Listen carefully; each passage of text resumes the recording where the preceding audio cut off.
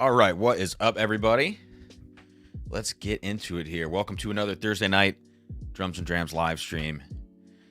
I am very excited about tonight. I'm getting up the giveaway sheet right now. Get this tab open on my computer. Start tracking things here, and then we're gonna get off to the races. All right, a few minutes late. That's okay. One of the craziest things for me is whenever I put this up on my screen, StreamYard, but I don't join into like the kind of the interface that I'm in right now where I'm like live and I can see the chat. I don't join into that interface until right before I'm going to go on. And it always wigs me out because like I jump in here and I just see a bunch of messages already in the live chat. It's just like not something that I take for granted or get used to, that people actually, it's, you know, it's one of those weird moments where you're like, I can't believe I'm sitting here talking about whiskey online and people are hanging out. And this is something that we do. I don't know. So, and I don't say that in a derogatory way. I say that in like a very appreciative, thankful way. So thank you for being here. As you jump in here, whether live or watching the replay, please do hit that like button. We got a lot of good whiskeys tonight. Maybe too many good whiskeys. So I'm running on a dangerously low amount of sleep. So if I seem a little low energy tonight, let me just go ahead and apologize for that right away. Got about 3 hours, 15 minutes last night. I got a nap in today, which was nice. But it, you know, the nap doesn't substitute for real sleep. I don't know why I was up so late. It's been a busy week, and so I wasn't able to get a video out besides the Whiskey Wear, I think, on Sunday. But I do have videos like waiting to be edited, ready to go. I just need to do that. So I think tomorrow, the plan is tomorrow to be able to drop the K. Luke review. So that's what we're going to be doing next. So tonight, I'm going to get to the chat here in a second. We're going to talk giveaway in a second. I'll throw the banner up on the screen just so I don't forget. I'll talk you through what that's going to be as more people are jumping in. I know NFL's on tonight.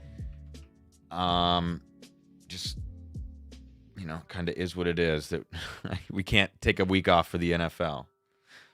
Daniel P said he's going to put it on mute and watch this instead, or listen to this and watch the game. I'm like, yeah, that's cool, man. let's do that, I guess.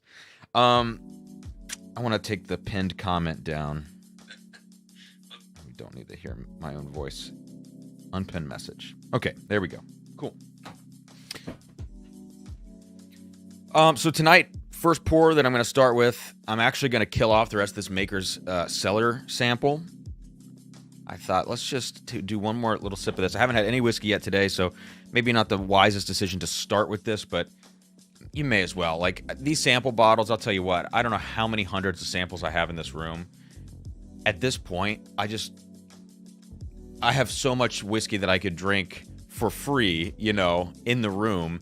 I just need to take advantage of the fact that I have it, and when I go to have a pour, to not make all of these things sacred, because I sincerely appreciate them, but there's just not enough room in this room for all the whiskey.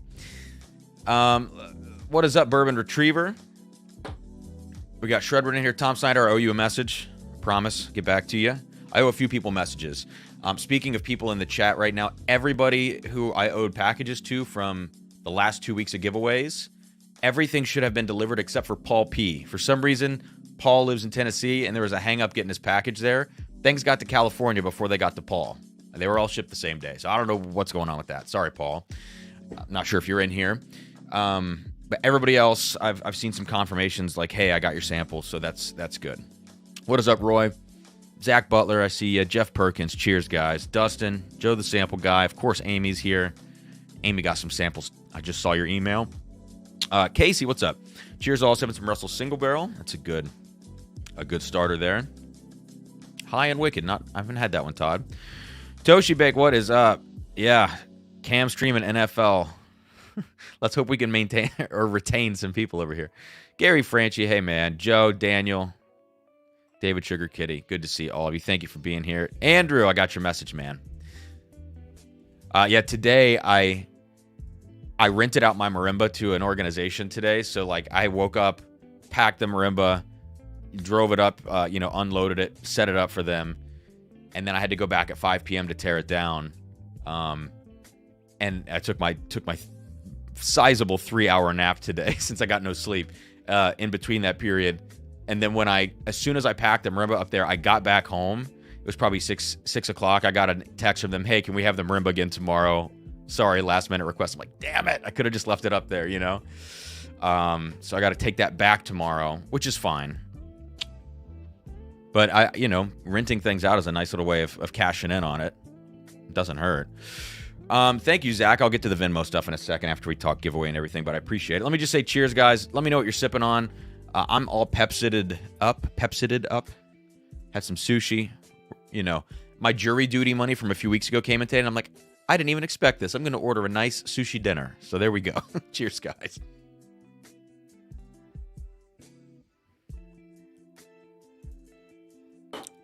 The Makers is... Well, that actually tasted more like straight up Makers. That had a little bit of that dairy in there still. Dairy in there still. Sounds like I said dairy. Anyways, okay. NBC at 8:20 Eastern is Detroit KC game. Andrew Surfling. Okay. Guy Davis. What's up, Guy? Cheers, Cam. Old Forester 100 proof. Having a good dish of spaghetti. Nice, man. I tell you what, if I was doing Old Forester 100 with spaghetti, my heartburn would be off the chain, off the charts. It would be a lot. Casey, I went, well, so I got $60, a whopping $60 from jury duty today.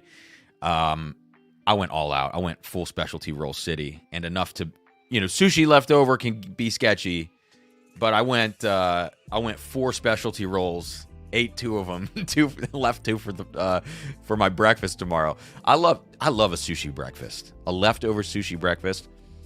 Oh my God. So they have these rolls with salmon on the top, spicy salmon inside, salmon on top with little honey lemons on the top.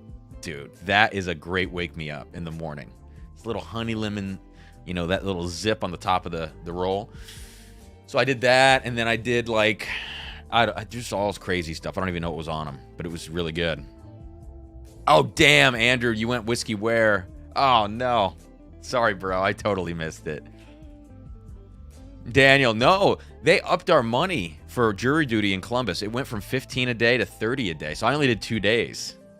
So that was a few weeks ago. But, yeah, the check got here today. I'm like, all right, dinner. Good call, Guy. Good call.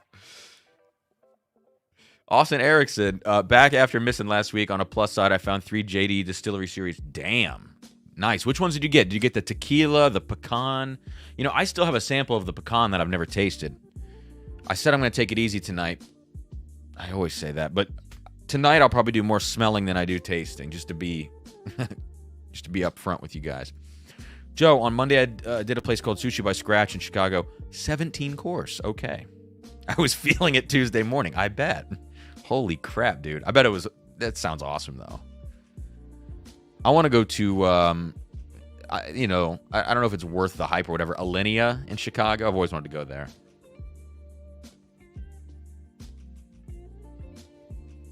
Nice. Tequila, pecan, and toasted rye. I bet the toasted rye is awesome. Oh, yeah. I bet that's very good. All right, guys, we got 66 in here. Thank you for being here. Let me run down what we're going to be doing tonight. 10 minutes in, I haven't even said anything of substance. Hit that like button if you haven't already. Please and thank you. So here's what we've got. Where's it at? Which one? This one. Hardin's Creek Boston is in. Or it's out. It's actually out, but it's in here. So we have the Hardin's Creek Boston. I thought maybe I'll just taste the Boston tonight. And that still could happen by itself, but I kind of want to do the full kit and caboodle. I want to do Claremont, Frankfurt, Boston, and throw in Jacob's Well. And I'll probably only take 1 sip of each just to try to stay cool. But going down the line, nosing them. So we're going to get into this tonight. Those 4 Hardin's Creek bottles. Now, I've sampled out so much of the Claremont and Frankfurt, I'm below half a bottle on each, but they're still going to be in tonight's giveaway. So as I go through the bottles that we're gonna taste tonight, understand that all of these bottles are samples in tonight's giveaway. Okay, so whoever wins, we're gonna have 2 winners tonight. I cannot push up to a third and a fourth winner. I'm sorry. I ran out of sample bottles already. I got to order more. I went through 100 sample bottles in one batch of shipments. It was a lot. So I've got to stick to only 2 winners tonight. So just know that if you guys do end up super chatting, I appreciate all the support over the last few weeks. I don't want to bleed the feed on giveaways, but if I don't do them now, I know that I'm going to drink through these bottles. It is a great way, selfishly for me, to get support for the channel. I just, two things can be true at once. So I will admit that, of course. It does help with getting these new bottles to be able to taste them for all of you, and then kind of give back with the giveaways. So all 4 Hardin's Creeks are in tonight. We got the Baker's 13 2023 release. That is going to be in the giveaway. We've got a new Green River Foolproof pick, and this one I'm very curious about. Picked this up today. So, someone brought it back. I may have been Kentucky. Someone was muling those back in a local group, and I got in on that. I want to say thank you to Keith Thompson for gifting this bottle to the channel, which is, I say the channel, to Sarah and I. A 16-year Rebecca Creek 127.7 proof with samples of 2 other barrels, one similarly proofed and one at the lower 102.3. And then finally, I busted out this old Rebecca Creek 12-year because I thought this would be a cool thing to throw into the sample flight for the giveaway tonight, so you could taste a high proof 16 next to a sub 100, 99.68, sub 100 proof 12-year, both MGP. So really great whiskeys to taste tonight. That's 8 pours in tonight's sample giveaway, and there'd probably be 1 ounce of each. There might be 2 ounces of something in there. Maybe the Boston. We'll see. But definitely 1 ounce of everything. Boston. Yeah, okay, there we go, Casey. So there we go. That's what we're going to do. I don't know the order of events yet. We'll probably start with the Bakers because we're going to move up in age on the Jim Beams, move slightly up in proof on the Jim Beams through all the Hardin's Creeks. Then we'll hit the Green River Foolproof kind of as the second thing, or like midway point, and then we'll get to the Rebecca Creek at the end. Dave, what's up, man? Got the Green River Single Barrel 119 pick 3 weeks ago. Wow. So they've been out a little while. All right. I also have some, I don't want to say news to cover, but like a Bardstown release I want to talk about on this stream, which is some silly shit. Just say that up front. Some Bardstown news. What else? I wrote a few things down. Oh, okay, yeah. We'll talk about this Makers as well. And then I'm actually doing a private tasting tomorrow. My very first go to someone's house private tasting. The Columbus Symphony auctioned me off at a donor event. So I get to go and do a tasting tomorrow, which I'm really excited about. I have no idea kind of what I'm going to do yet. I'm not worried about it. Doing these live streams basically over 3 years has developed my riffing skills of just being able to, go from A to B and have a good time, I think. At least I hope. What's up, Lamachia? What's up, dude? Hey, man, I was at guys, Anthony Lamachia was on a drumline that I taught for a few years. And I was actually at your high school today, Anthony, your alma mater, because I was next door renting my marimba to the McConnell Arts Center. And when I got done putting it away at 5 p.m., I heard the metronome going for the marching band, so I went and stopped by. There's all this construction at the high school. So the field, they're on the parking lot out back. So I went and I just, watched a few reps. And I said, if they take water, I'll go talk to, Mr. Scholes. If not, then I'll just leave. And they didn't take water, so I bounced out of there. But it was cool. It was good to, see a marching band. First time in many years. All right, let's start with this Makers real quick. Final bits of this sample.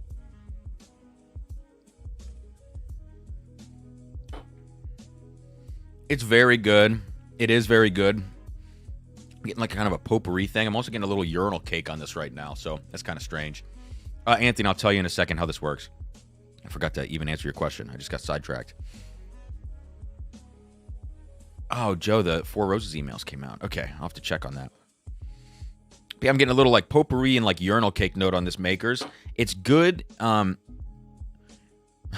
Saying it's good after saying those things might not be great. But I saw a review. I don't remember who did it. You guys might know in the chat. Someone did a review where he did a blind of like William LaRue Weller and Makers, and a Found North and something else that may have been weeded or something. And he put a 4-pour flight together, single blind, not double blind. So he knew it was he knew it was in there. He probably mixed them up.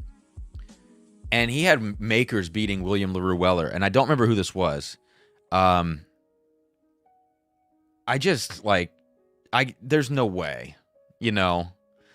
all these reviews came out, and I think people like to hype certain bottles just because they feel like, oh, this is the first old makers, and it's good to hype it. It's good for your channel to hype it and to say favorable things. I liked it, but I was still a little torn up about the whiskey because I don't think it's a great whiskey. I think it's a really good whiskey that's kind of Scotch-like in the sense that you need to like sit in a quiet room with it. It's probably not going to do well in blinds, in my opinion. I don't know. I haven't done it. And I don't think it's going to go well in even head-to-heads. I don't think it's going to go well. But like the idea that this would be better than any William LaRue Weller that I've ever had, I have a 2016 that I could compare it to right now. I guess I should put my money where my mouth is.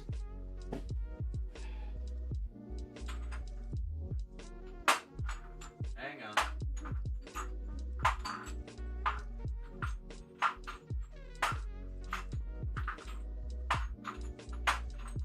Okay, well now I can't find it. Oh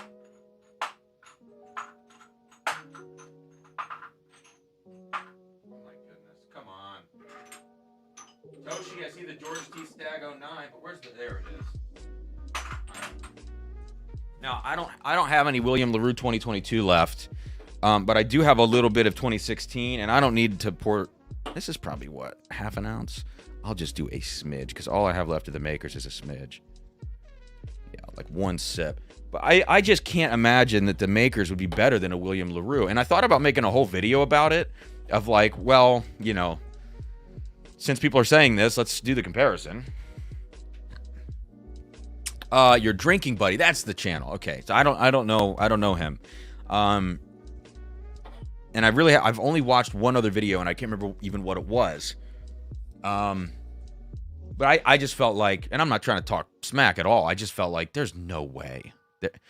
I mean, I think if it was double blind, I think there would be a completely different conclusion. It'd have to be, right? Anyways. Oh my God, it's like the William LaRue. I know 2016 is a ridiculous year for these. I fully understand that. I wish I had the 22. Yeah, the makers is darker, It's a little darker in profile. But it's like the intensity of the smell, the aroma, the complexity that you're getting, it just hits you in the face. It lets you know this is an incredible whiskey on the William LaRue. And I don't think that's the only reason. Oh, it's so sweet. Oh my gosh. All those like orange notes I get from William LaRue Weller, the real fruitiness. There's a nice kind of like angel food cake type note on here. And then on the back end of things, on the very back end of things, that candied grape Buffalo Trace thing for sure. And the makers, it really makes the cellar aged smell like makers if you do this side by side. You can kind of get away from the maker's profile in your head if you sit and nose it for long enough. You get accustomed to it. Then you can really get into those dark, jammy fruits I talked about in the review. But, I don't know. I'm going to taste the makers.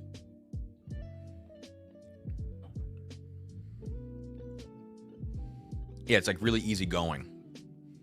Smooth, really smooth, Feels heavy, which is nice.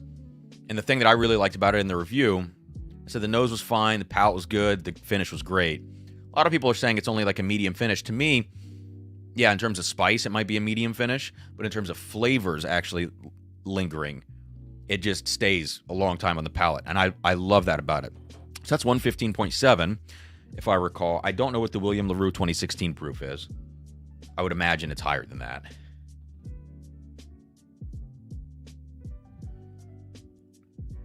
I mean, that's not a comparison. Yeah. So I do find that interesting.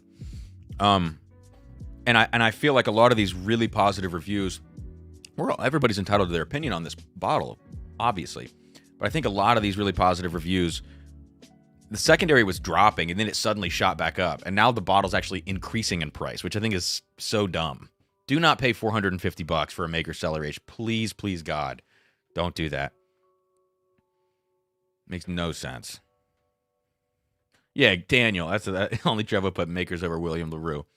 Yeah, I just don't think it's a comparison. So I think, like, to make a statement like that in a blind, I feel like you got to be double blind. You can't even know what's in the flight for me to believe that, because that's I'm not here to just worship William LaRue Weller and all the BTAC stuff.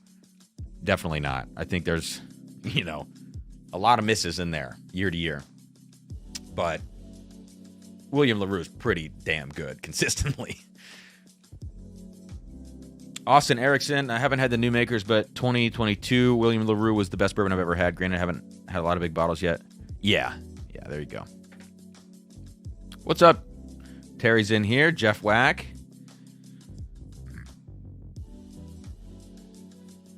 What's the deal with this heart at the bottom right corner of the chat? I don't know. Guy says Cam. Hell no.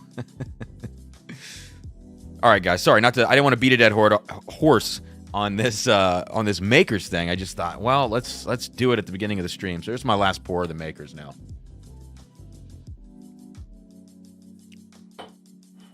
It's not good. It's very good. I don't think it's great. What's up, Hendo? Dude, I haven't seen that name in a long time, I feel like. All right, well, now I've spoiled my palate. Now I'm drinking William LaRue Weller, number 2. Number 2 of the night. That's going to ruin everything. That's so good. Okie dokie. Let's do Baker's 107. Baker's 107. Baker's 13, which happens to be at 107.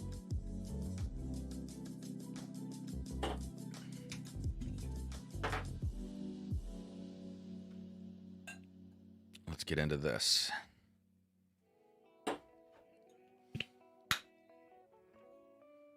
Anthony Lamaki, I'll teach you. Anthony, I don't need any more hobbies, dude. Keep F1 away from me. Keep everything. Keep pickleball away from me. Keep golf away from me. I don't need to know about any of this stuff. I got too many hobbies, man. Not enough time for this crap. Now I'm a marimba rental company too, so. Oh, that smells very good. Okay. All right, guys. I missed your Huckleberry Super Chat. There we go. So let's get a couple of these giveaway entries in here. Got one. Cam, your samples arrived safe and sound. Can't wait to try them. Thank you, man. And got you in for tonight's giveaway. And I'll check Venmo here in just a second. All right, let's get into Baker's. Baker's 13-year, 107 proof, new release. Color on this thing. Oh, maybe it's just the bottle. Because in the glass, it looks pretty down the middle here.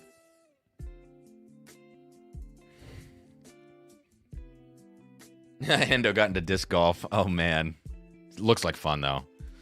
Guy, Cam 150 for Makers is 110 more than I... Guy, like, to be fair, man, if I found it at 150, I'd buy a bottle of it because I would like to be able to sit with it over time. It's still a solid whiskey, man, but yeah. I get your point. All right, let me know in the chat if you guys have had this Baker's 13, this newest release. No box on this one. So right out of the gate, you can tell this is a Jim Beam product because of one thing, and that's the leather note in here. All aged Jim Beam bourbons, to me, I would say all of them certainly have leather. Once you get to like 12 years, Knob Creek 12 and above, you're going to get a leather note. I love leather in bourbon. It's like one of my favorite old whiskey notes. My most favorite old whiskey note is vanilla cream, which is like King of Kentucky, really old, really high quality stuff. But leather's up there too.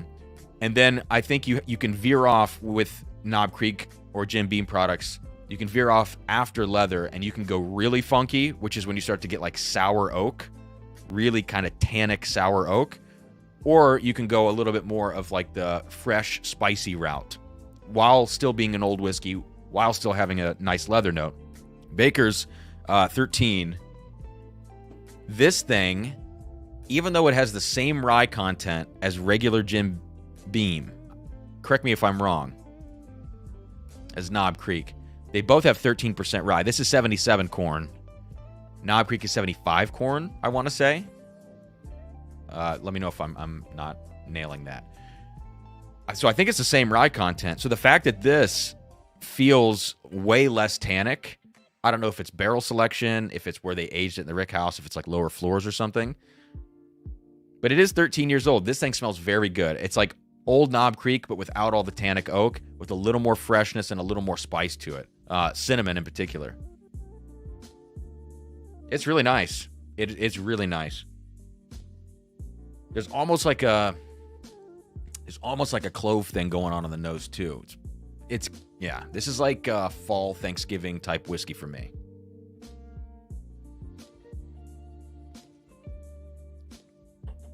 Man, there's some prickly going on there, prickly pepper on the tongue. That's a great whiskey. Very easy to drink. It's only 107 proof, so I don't want to be upset about the mouthfeel too much. A little thin on the mouthfeel, but it's 107. So we're not talking cask strength. I think this is a very good whiskey. I believe SRP is 130, and that is an increase from the previous $100 SRP. But I am all for the concept of paying $10 per year once you get to like super aged products. I think if we could maintain that as an SRP, obviously it's not going to always maintain with inflation, but for right now, we're seeing the Hardin's Creeks coming in at 170 for a 17-year. Baker's 13, 130 for a 13. I love the formula because it makes sense. Predictable. It's reasonable. I dig it.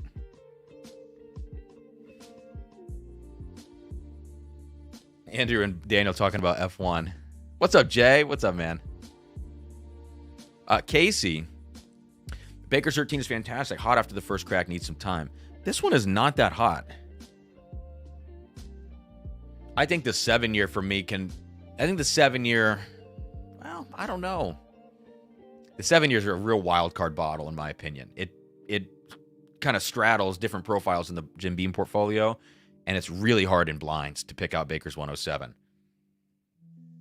Yeah, I think this is a great mix of things. A great mix of, like, essentially think about Knob Creek 12-year with less tannic oak, a little bit more aromatic cinnamon clove spice, and actually maybe a little more chocolate. That's where this is for me. I love it. So highly recommend Baker's 13. That was quick, but very solid. So just a reminder about tonight's giveaway. Check out the Venmo Super Chats here in just a second. All of the Hardin's Creeks. We're doing an 8-pour sample pack. All the Hardin's Creeks from this year, including the brand new Boston, which is sort of out now, and Jacob's Well from last year. Got all of those. We got a Green River Foolproof, a Baker's 13, Rebecca Creek 16-year MGP at 127 proof, and then I'll throw in the Rebecca Creek 12-year MGP from a few years ago as a point of comparison. One thing I like about doing the sample giveaways, like with the Elijah Craig C923, is that you can, if you give away a good flight, it's an opportunity for people to go back and watch the video and do the comparison with you, or just do it on their own time. But I like the idea of doing a comparison like that in a giveaway. All right, we're gonna get these super chats entered real quick. Zach Butler, I got you in for 2 entries. Thank you, man. And who else am I? William Molnar, man, in with a $50 super chat. Dude, you are way too generous. Thank you so much, dude. Just buy stock in a bottle company, bro. Yeah, I need to get... If anyone knows of any publicly traded Boston round bottles, let me know. I'm going to buy stock in that. Andrew Surfling, in for a $40 super chat. Thank you, man. You guys are amazing. Holy crap. 8 entries. Thank you, Andrew. And I hope you enjoy some of those pours, man. Requesting a random music fact during tonight's stream. Okay, we'll see if I can live up to that. And Keith Thompson. Keith says, here you go. Thank you, man. Let me know if I missed anybody, but think I got you guys. Thank you, thank you, thank you.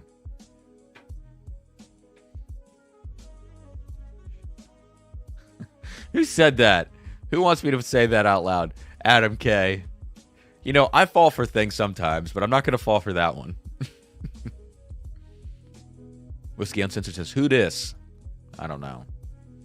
Marshall, so the Four Roses loser emails are out. Let's see what... Did I get one? I don't have one yet, unless it's in my junk. Let's check it. Let's check it. No. I haven't lost yet. I haven't won yet, but at least I haven't lost yet. I'll have to have Sarah check her email. Oh, nice. Whiskey Uncensored just scored a Baker's 13 at the distillery Saturday. Great pickup. Paul, what's up, man? Hey, sorry your samples they're going to get there tomorrow. California deliveries made it before yours did, and I don't know what the hang-up was, but I apologize.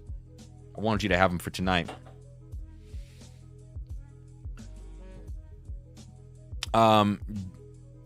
Jira, right? Let me know if I said that correctly. Jira. What do you think about the Columbus, Ohio bourbon scene? You know, I don't know too much about it, to be frank. Like, I'm in a lot of the local secondary groups. There's the Columbus, Ohio Whiskey Society. I've always just felt a little like so about the group. Like, they basically started doing like a membership fee, and I was completely turned off by the way that they did it. I thought it was very poorly managed, at least from an outsider's perspective. So that group, to me, after that, I had thought about going to some of their meetings. I just thought, yeah, I'm not trying to throw any shade. I just, you guys know I'm honest to a fault. And then there are other like much smaller groups that I've heard about, and I know some of the people in them, but I've never followed up and said like, hey man, could you kind of get me in? Because I don't think there's enough time for it for me. I have a lot of fun here on the channel, and if I like meeting people and talking about bourbon, but to be honest, I'd rather be on here with you guys. And I'm not saying that to kiss ass. I truly mean that. Paul, yeah, not like you've run out of stuff to drink. So what do you think about it? I mean, what do you think about the Columbus bourbon scene? If you're in Columbus, like, I would love to be more hip to things. It just hasn't really happened that way. Guy says, let me get you in so I don't forget. For whatever reason, I can't find these special Beam releases near me. I can get Booker's and Little Book, but not these others. Where are you located at? Out of curiosity. Northwest Bourbon, what is up? All right, let's move on. Let's get into Boston. We'll see if we're gonna do the rest of these Hardin's Creeks tonight, or maybe I could do like an actual review video of all four in one video. I've been thinking about that, and that might be the way I go. Let's see how this goes. Guy says Connecticut. Interesting, because I feel like a lot of those. Oh, Sarah just got home. I feel like a lot of those. Like northeastern states, like, get pretty good stuff. Yeah, okay, I can usually get most things. Interesting. I don't know why if there would be a disconnect there. Paul P says, keeping the lucky streak going, in for a $20 super chat. Thank you, Paul. I got you, man. And Marshall Conoco, no Four Roses luck, but maybe tonight. All right. Marshall, I got you. In for 3, dude. Thank you, guys. Oh my goodness. Okay. I need to get this bottle back out. I just got this. This just was hand delivered yesterday. The Boston. 110 proof. Again, 17 years, just like all the other Hardin's Creeks. Wow. That might be the best one. God, I don't want to. I guess I'm going to have to do this flight. Whiskey Uncensored says Jacob's Well still on the shelf on Long Island. Are they marked up or are they SRP? Because if they're SRP, I'd go buy one, honestly. Joe says, where'd you get them, Cam? Yeah. Well, they weren't cheap. I'll put it that way. And did I say your name correct? Jira?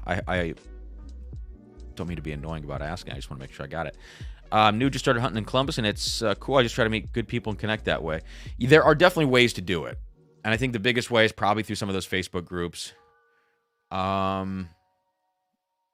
in terms of like in-person get-togethers, that's where I'm not as hip. The other thing too is like outside of actual bourbon groups like that, check out some of the distilleries. Like I know High Bank has a club that gets to do cool things like blend your own bottle type stuff. I'm not sure what Middle West has going on if they do anything like that. But also like I know that High Bank and I know that Watershed have pretty good communities kind of built around the distillery of folks that are pretty tight. So like going to the distilleries, like I don't love Watershed products.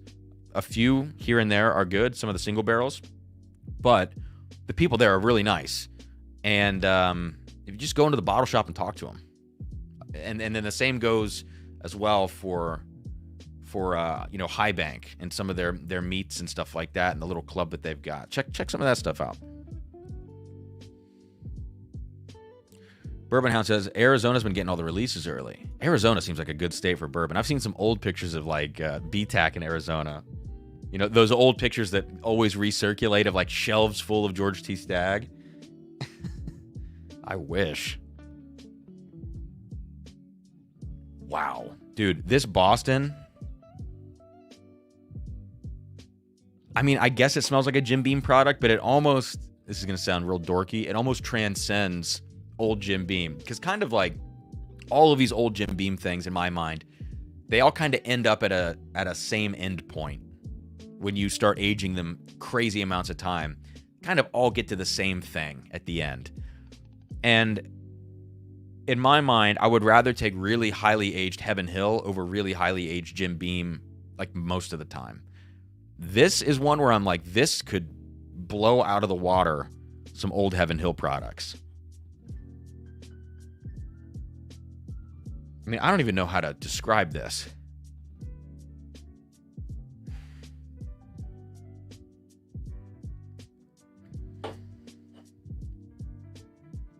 Okay, I just had to smell the...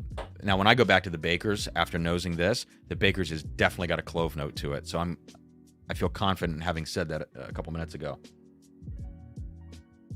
This is like...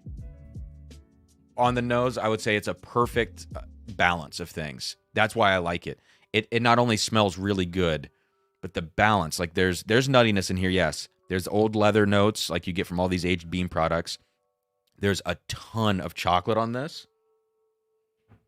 But there's also something kind of like, you know, like that chocolate covered orange type candy bar thing. You know, like, you know what I'm talking about. Ghirardelli, I don't know who makes it. Probably a lot of people make the chocolate orange bars. There's like an orange note in here too. But it's all completely balanced. It just hits you evenly across the nose. I don't even know if that makes sense.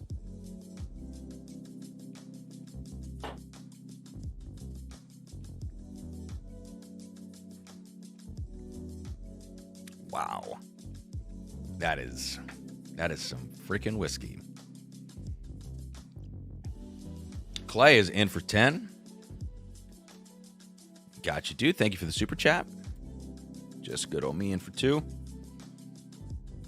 Bourbon Hound. Jacobs will beat Claremont and Frankfurt in a blind. I could see that. I think I could see that. And I haven't done a big flight yet. We might be getting there right now.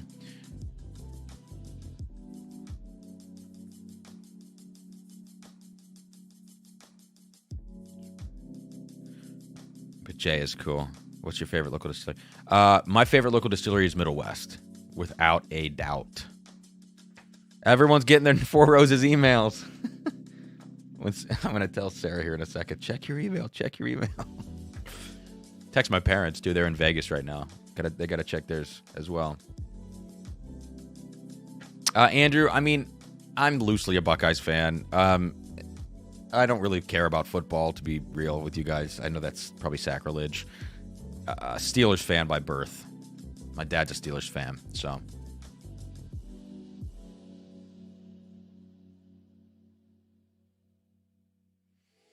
Okay. Clay says, happy Thursday, sipping on OESQ. I love OESQ. God, I love it. While enjoying some much-needed rain here in Richmond. Nice, man. Thanks for being here, Clay. Okay. Jacob says, do the flight. All right. We'll do it. We'll do it. Boston smells incredible. I'm going to get the 10s off. They're not even 10s. They're cardboard. I'm going to get them off the table and just keep the bottles up here. Let's do this. Let's do a big flight. Sorry if I'm a little low energy tonight, everyone. I said earlier, for those of you who weren't here, very little sleep. Very little sleep last night. Although I'm going to get fired up when I start talking about Bardstown's new release. Ooh. You know what's bad when I put it in my Instagram story with a chart. Okay. I want to make sure. So from your left to right is in order of these releases. So Claremont, and I'll back these up as much as I can. Hey, Sarah, check your email and see if Four Roses, if you won. Everybody's losing right now. Live. Online. I got to get Hardin's Creek out, too.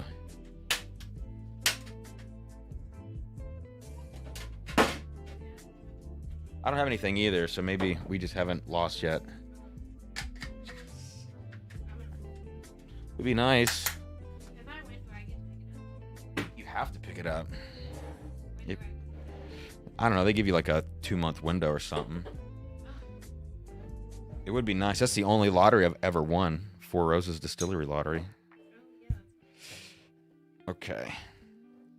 Hey, you want to taste something? Oh, you brushed your teeth just now.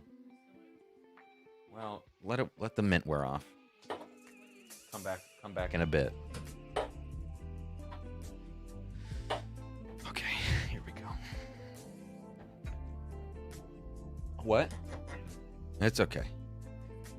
It's one of these 17-year Jim Beams.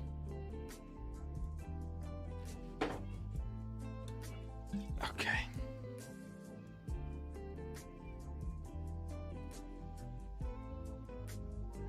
Sorry, guys, for the dead air. Just trying to get these all poured out.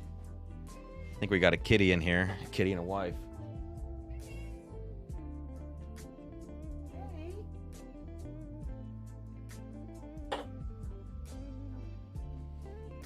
Jay says, who's the better drummer, you or Mash and Drum? I don't want to...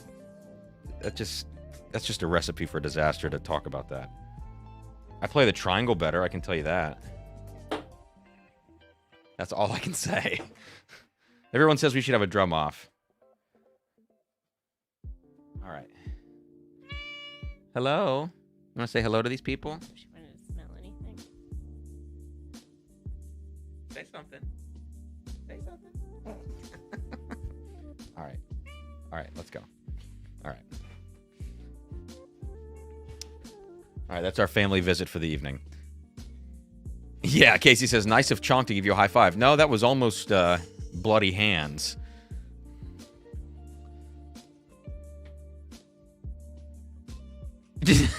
Clay, Brent Elliott told me I didn't win the 2023, but I'm still a winner in life. That was nice of him. Yeah, these distilleries are going to start going the direction of, like, in the loser emails, giving you some sort of, like, pep talk or, like, a light sermon or motivational speech just to make you feel a little better about yourself. They're going to link you to a Jordan Peterson video, you know? We know you didn't win, but this might help you feel better. All right, so everything's poured out now. The one thing about these bottles is I don't want to clasp these back unless, like, in the event that I want to pour more. But if you don't clasp them back, they just hang off and look stupid. So I guess we'll just do this. Lord knows there's enough whiskey here. I don't need to go back for seconds on any of these. Toshi, man, in for a $50 super chat. Thank you so much, Toshi. I gotcha. Thank you, thank you, thank you.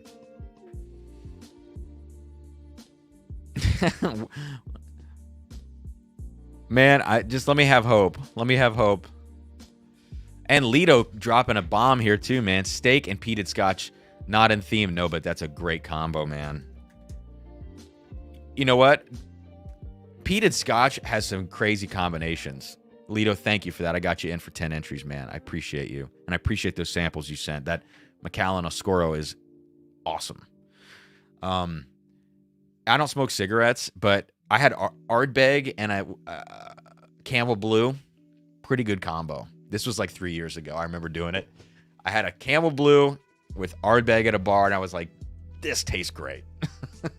Made the Ardbeg just taste like pineapple. Just slide the leather off to this. This is like one of those moments where I learned why pancakes are called pancakes. You just think of the word pancake, you know? You don't think that it's like a cake made in a pan, you know? So, anyways. All right, let's go down to Claremont. I think I'll nose these all kind of down the line first. So all the 17 years from this year, no, we should start with Jacob's Well, sorry. All the 17 years are at 110 proof, and the Jacob's Well's at 108. So let's just say they're all at the same proof, more or less.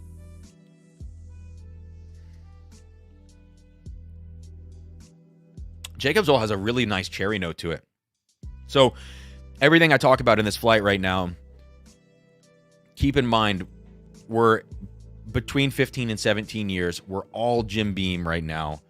So the notes that I give you, I don't want to say leather on everything. I mean, I will. But understand, like, most of what I'm going to give you is going to be the differences between them, not necessarily the stuff that all of them are going to have, which there are certainly going to be similarities between all four of these bottles. I don't think there are any other Columbus, Ohio whiskey tubers besides me and Jason. Numinium. My wife won the Makers 2022. Oh, Madness. Is that what that means? Anyways, 2022 forwards, a small batch. I can't complain about coming up nil. Yeah. My mom and I both won it in 2021, so I had 2 bottles of it, and that's the only victory I've ever had in a lottery like that. So, fingers crossed, though. So the standout for me on the Jacob's Well, it's good balance. It's a little sharp, a little astringent on the nose with the oak, but then a big cherry note in here. So I like that about it. Now, these are out of order. So now I'm going to go to Claremont. Claremont, much more reserved on the nose and very sweet. I'm going to scoot these down so that I don't screw this up. So left to right. Jacob's Well is now all the way on your left. Claremont. Oh, Mellow Moments. God, I'm an idiot. Sorry. I was like, what does that mean? Yeah. Wow. The Claremont smells like it's a much lower proof, actually, than the Jacob's Well. There's a note that nougat. Nougat. You know what actually this smells like? A Three Musketeers bar. Like, I don't even need to say anything else. Claremont is the sweeter between Claremont and Frankfurt. Pretty agreed upon in different reviews for me as well. That Claremont is sweeter than Frankfurt. It's a Three Musketeers bar. 100%. That creamy filling. Yeah. But it smells under proof. It's a little bit fluffy, a little bit lighter and sweeter. I don't want to say vanilla. Vanilla's not the right word. Like, nougat is the best. And let's just say Three Musketeers filling. That's like the primary note. All right. Now on to Frankfurt. Yeah. This one is more of like this one is more your pie crust kind of notes. Your like chocolate pie type. But very spicy on here. Yeah, very nutmeg, extremely spicy. It's hotter on the nose, not because of the alcohol, but because of the spice. So we have 3 very different pours. And what I like about it so far, before we get to the Boston and the comparison, is that excluding Jacob's Well, because it's not part of this series, these 3, between Claremont and Frankfurt, there's enough of a difference when you're talking terroir with regards to aging and where they were aged, and those blends. There's enough of a difference here to warrant having the series, and we'll see about Boston how it factors in. But I think the fear for me is, and for I'd say for a lot of people, the fact that they don't release these in like 200 mils or 50 mil flights as a 3-pack where you can taste them all, is if you're going to go SRP on these bottles and you're going to get all 3 of them, that's $510 before tax if you get it at SRP. That's very cost prohibitive. And I know they're premium bottles. Premium bottles should be cost prohibitive. It's just the name of the game, It's more expensive. So for me, it's like you really got to justify having this series to not make it seem like a cash grab. Regardless, if they did 20,000 of each of these or 60,000 and it was a blend of all 3 and they only released 1 bottle, it's going to sell out regardless. So I guess it wouldn't really be a cash grab to market it this way, even if there weren't big differences, because it's going to sell out either way.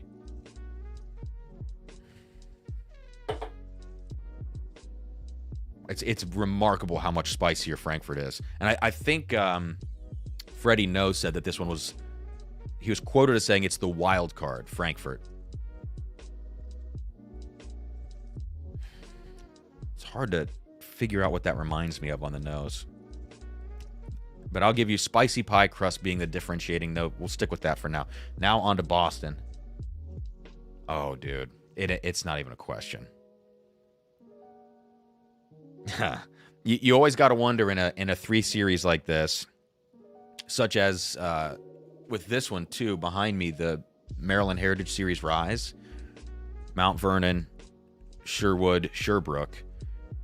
Are they saving the best for last, or are they just kind of putting them out in some other order? I actually felt like Sherwood I liked a little better in the Maryland Heritage Series. That was release number 2. But I think the plan was that Sherbrooke was going to be regarded as the best bottle. And here I wondered if they would do that. And I think they have. I think the order of them releasing this, if it was intentional, which of course it was, makes sense to me. Oh, 4-leaf whiskey. Yeah, God. I'm in my head, I'm always just thinking about bourbon now. And I disregard Scotch, Irish, world whiskey, stuff like that. So I need to thank you for reminding me. Goodness. Paul, clarifying earlier question. I meant the first release to Jacob's Well. It's not related to the other 3 besides just being high-aged beam. But it's actually mash bill-wise, I believe it's a blend of 2 different mash bills, whereas these 3 are all the standard Jim Beam mash bill.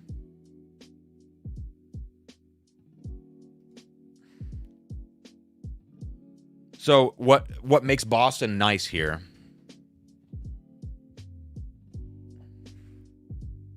Yeah.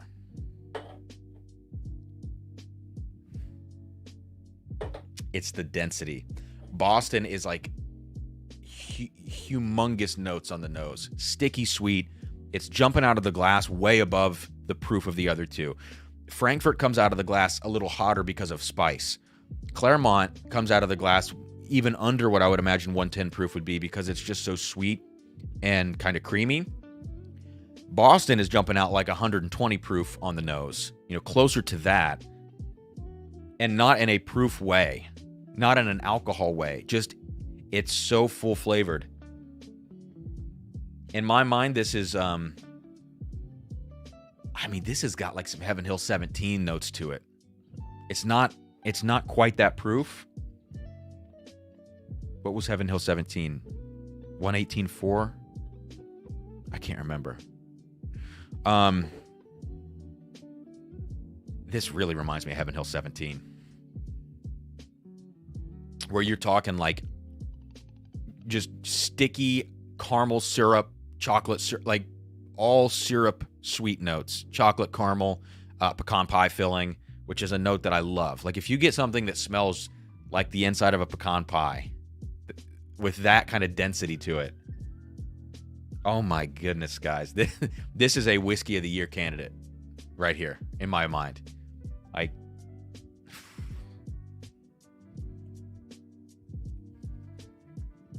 And it's not like the others weren't. Oh. The palate goes a little... Dude, I don't even want to talk yet. ADHD's kicking in. I don't even want to talk yet.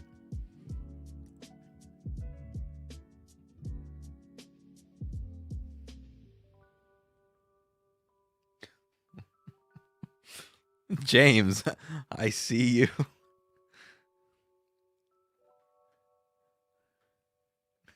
Thanks for the super chat, man. What is that a quote from something, or did I do something? Fill me in. I got you in for 5, dude. Thank you. Did I get Toshi? Toshi in for 10? I did. Toshi after Paul? Yeah. I got you guys. Okay. I still haven't lost 4 roses. This could be, guys, this could be a good sign. This could be a good sign. Let me check the junk again. Still haven't lost. Okay. I think that's the email I used. All right. Nothing in the chat. Are you guys still there?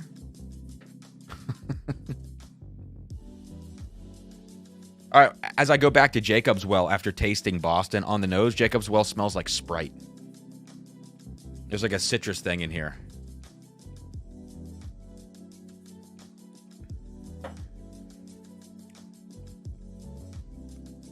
Yeah. That one's definitely more tannic. It's got a little more pizzazz to it, though, because it's a little younger. Hey, guys, am I still on? Is anybody still here in the chat?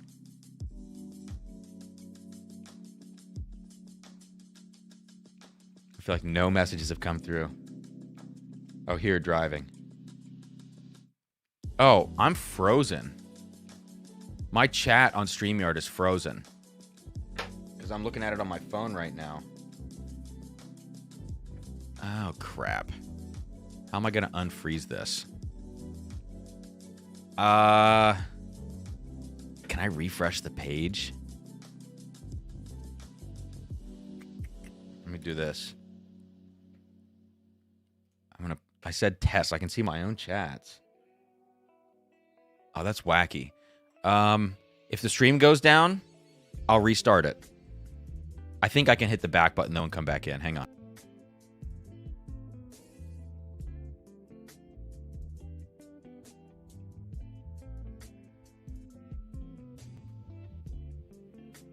Okay. Check, check. Okay, there we go. Sorry about that. That was really weird.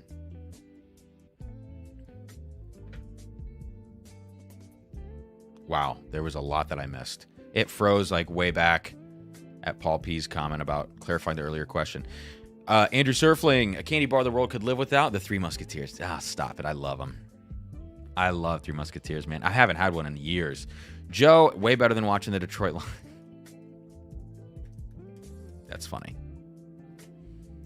Even I can appreciate that as somebody who doesn't really watch football very much. James says, I lost, sadly. Aw, man. William lost, too.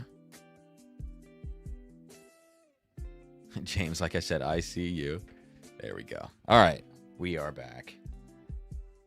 Carter, I just saw your name, and I thought I saw a comment earlier, and maybe I missed reading it out loud, dude.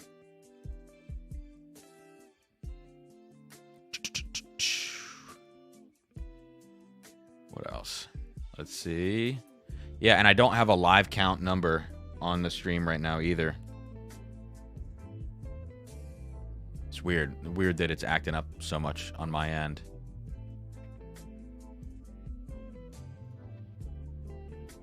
This is what I'm going to have to do.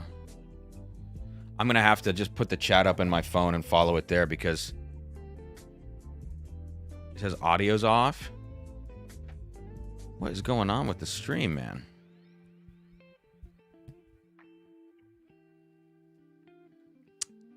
Oh, this is so stupid. StreamYard's killing me.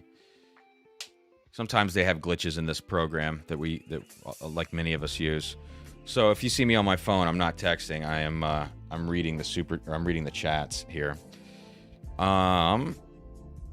Toshi, Cam, you mentioned seeing the 2010 George T. Stagg. No, I saw the 09. I got an 08 On the way now, so going to send you the samples when it comes, so you can do 08 to 10 vertical. Good lord, dude. Oh, Sarah just texted me. Okay. Casey, 1,000 people are in chat. Take my word for it. I wish this was not being so silly. I don't know why it's doing this. No audio issues for Lido. Good, good, good. Okay.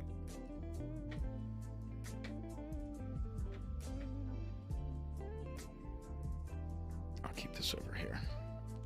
Bob Nichols, I'll get your super chat in here, man. I can't put it on the screen because I can't see it.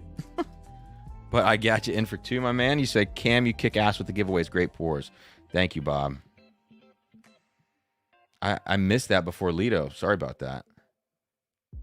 Let me know if I've missed any other ones, guys.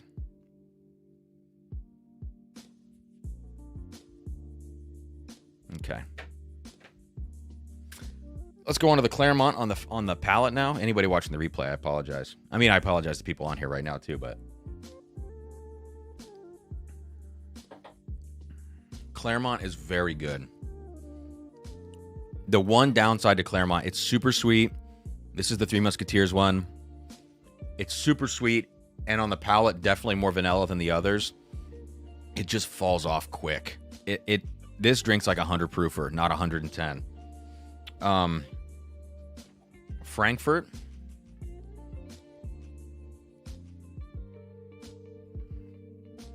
That was a big sip. I shouldn't have done that. Frankfurt is peppery. It's a peppery whiskey.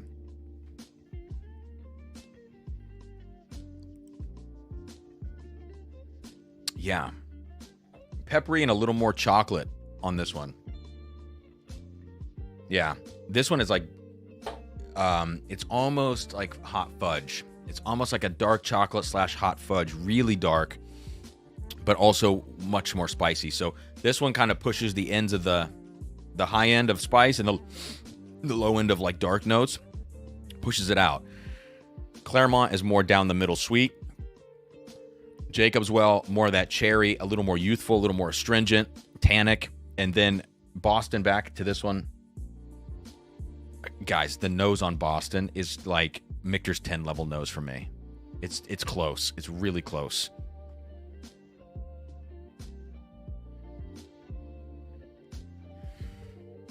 Yeah, it's Boston, hands down. Hands down. I think when they released the first two, Claremont they put out first, and in my mind, it's like, let's show a really just solid, sweet, old whiskey from us. Then Frankfurt is like showing the most opposite one they could afterwards.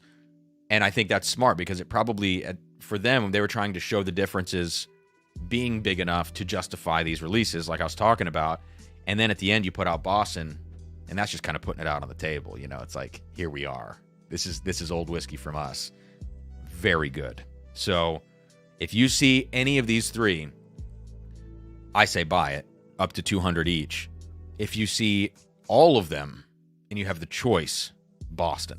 100%, no questions asked, Boston. Claremont is for a particular audience. Of course, Frankfurt is too. Frankfurt's for the proof lovers. You're going to like that. People that like a little more of an easygoing pour, Claremont. But I think everybody's going to like Boston.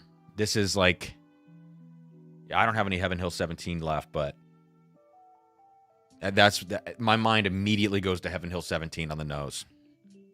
The nose, I think, might be a little better than the palate on Boston, but I don't know. I don't know if that's true.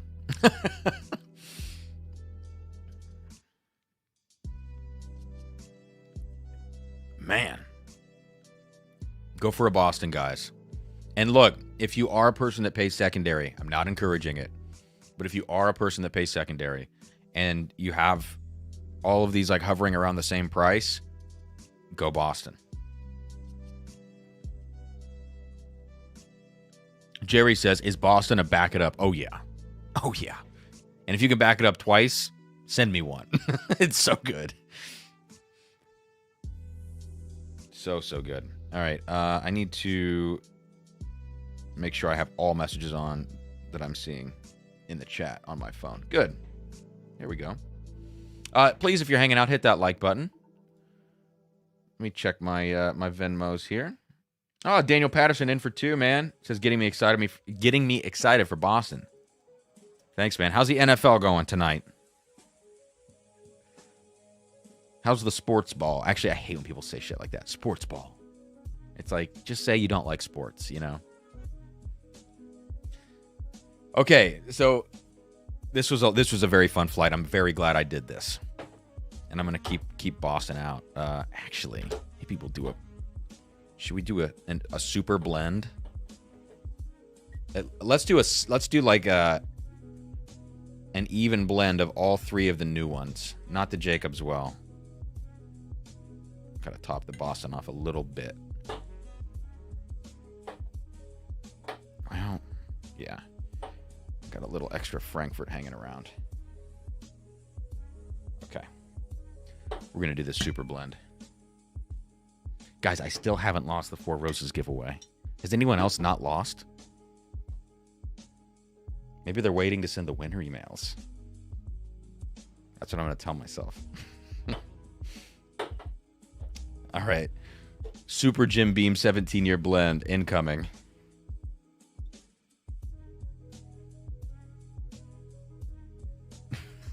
P. Bourbon says Lions just fumbled inside the Kansas City 20. Carter, thank you, man. Thank you for calling that out. God, I wish my freaking chat was working on the screen and I could put these up. God, that makes me mad. So if I go back out, when I went out of here, when I hit the back button, what did you guys see on the screen when I left? Was it just a black screen? Because I might just do that again so I can refresh my chat at least. But some people said they had audio problems after I did that. All right, here we go. Super 17-year blend.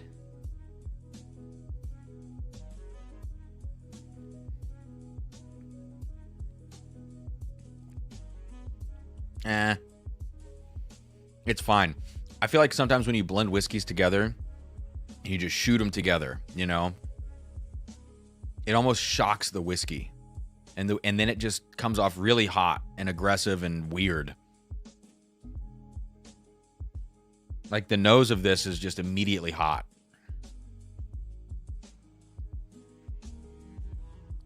And the palate's a little unbalanced and spiky and pointy in weird places. Like a weird spiky nuttiness to this now that none of the 3 had on their own. Extremely tannic.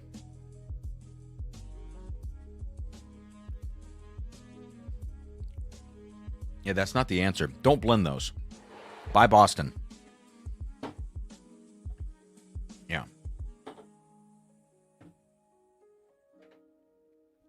Okay, blank screen. I'll be right back.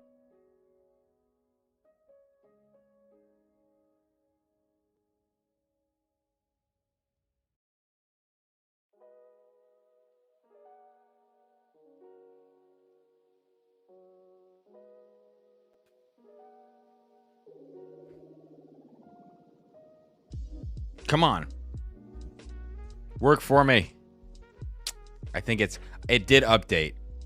So I'm glad it updated.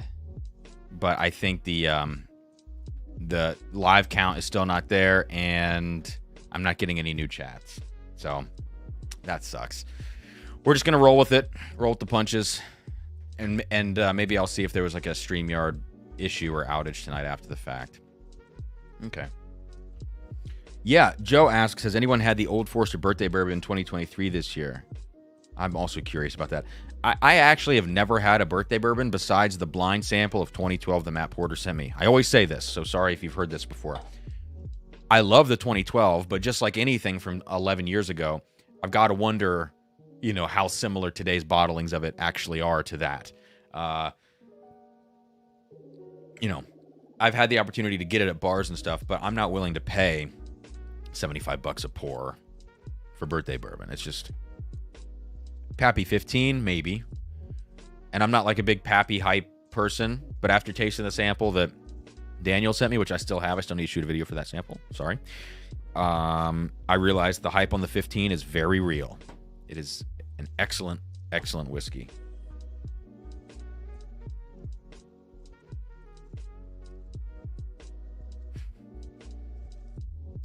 All right. What's next? What did I say was next? Let's go to the Green River.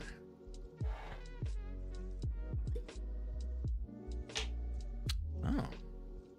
Okay. So just a reminder about tonight's giveaway. 1 ounce of everything you see on the table. I might do 2 ounces of Boston for the winners.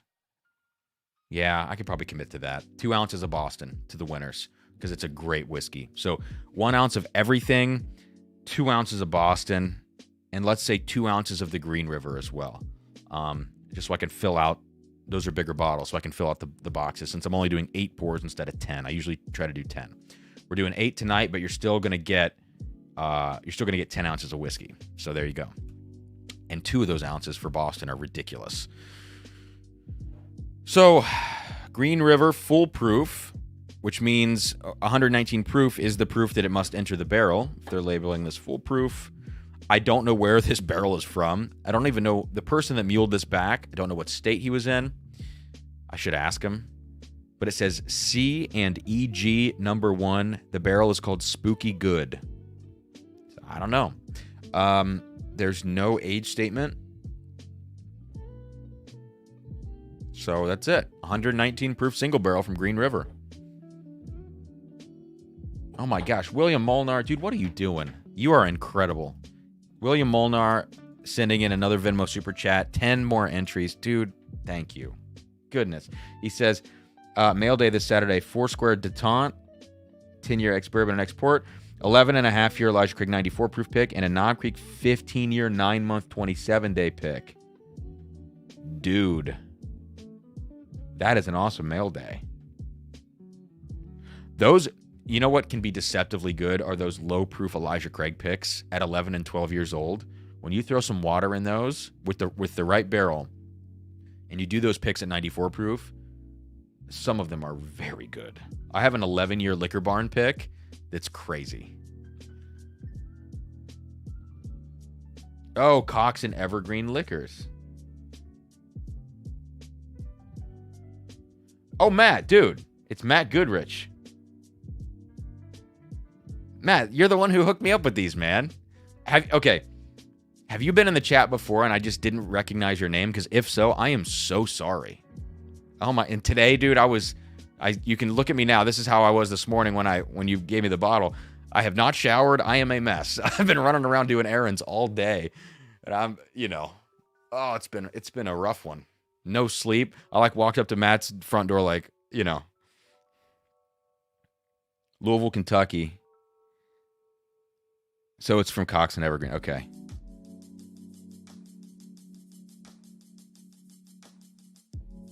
Oh, Jesus, Joe.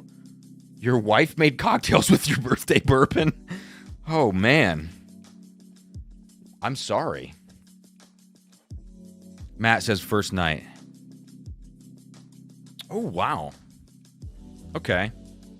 Baked apples on this one. I've got to admit to you guys, I'm a big sucker right now for Green River. The standard bourbon to me is like an MGP competitor. You know, it's same with Bardstown, which it's all the same sort of at this point, right? With the acquisition, the Bardstown Origin White Label, the high rye, and the Green River Standard. Those things are like young MGP competitors for me, and I think they're very good. The proof points work. I love the Green River Wheated. It's probably my favorite shelf wheated product that's come out in the last 5 years, maybe. I mean, Larceny was introduced when? 2000, was that like around 14 or 15 maybe? And I think Larceny's fine. But the wheat matters less in Larceny for me because it's still so Heaven Hill-like. The wheat just kind of rounds out the Heaven Hill profile, but it's still real nutty. Whereas the wheat in the Green River, I think, is like a defining factor of the whiskey, if that makes sense. So I'm obsessed with these Green River shelf products. Now, I've had a short barrel brand barrel pick from Green River, and I thought it was interesting, like very buttery, and almost, I remember saying it smelled like buttered lobster.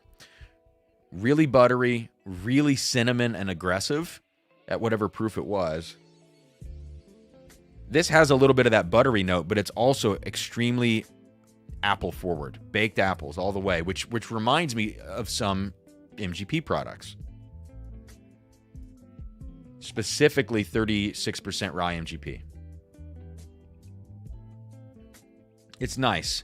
There is some young oak in here, a little bit of that like young lumberyard section or lumber section of a Home Depot or a Lowe's. There's a little bit of that in here. I'm more okay with that note when it's not accompanied also by dry peanut notes, like in Booker's and stuff like that. If you get the real young peanut note, high proof, aggressive ethanol, and young oak, I'm out. But young oak in something like this, I'm more okay with. All right, I'm going to taste it.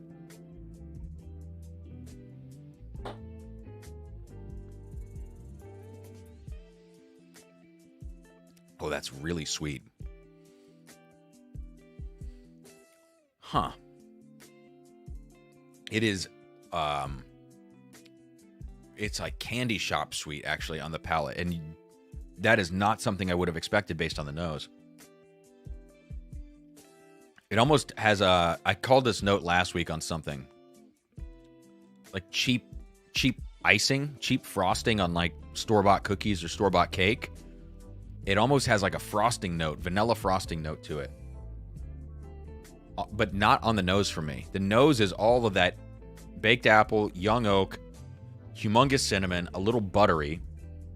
And so I suppose if there was one note on the nose that reminds me of that icing note on the palate, it's the buttery aspect. Because a lot of people are going to say, oh, buttercream.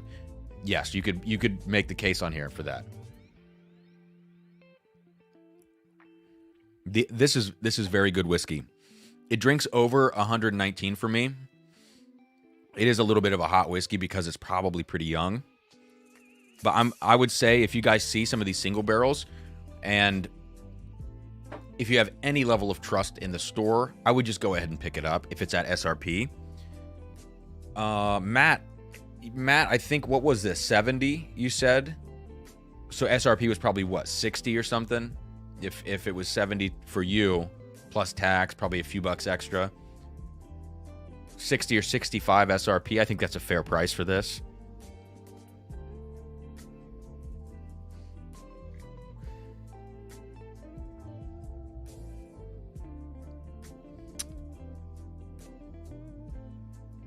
Okay, I gotta check the chat now.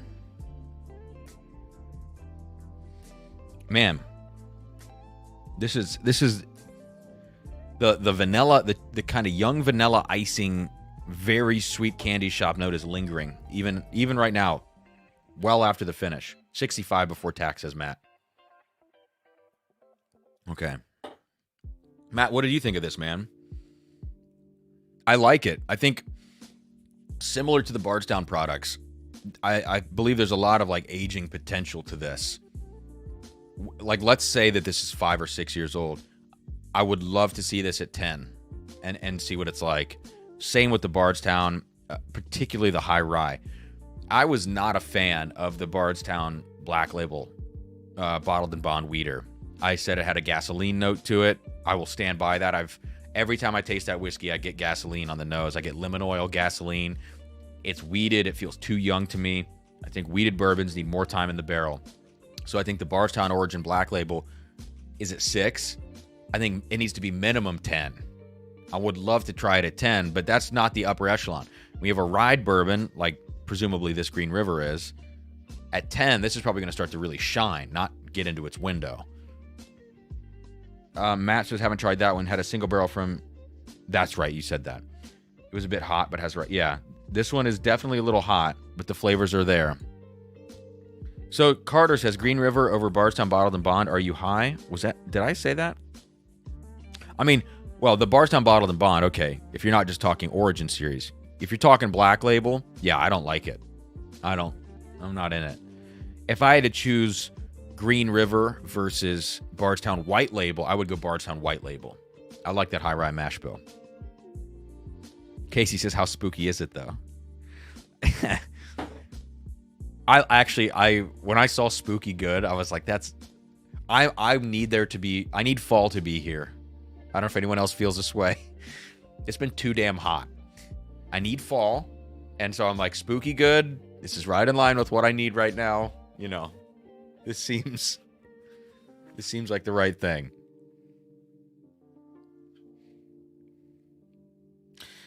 Devin says, hey man, I want to get into some good MGP. What would you say are shining examples of MGP juice? Oh God, I mean, so you probably want to talk stuff that's pretty readily available. If you want to go, let's start with ryes, because you're probably going to find more of those at a higher age more frequently. My recommendation, which I think is an often overlooked bottle, is Templeton 10-year single barrel at 104 proof. I think it's a great MGP rye. 1 second, I'm going to sneeze probably.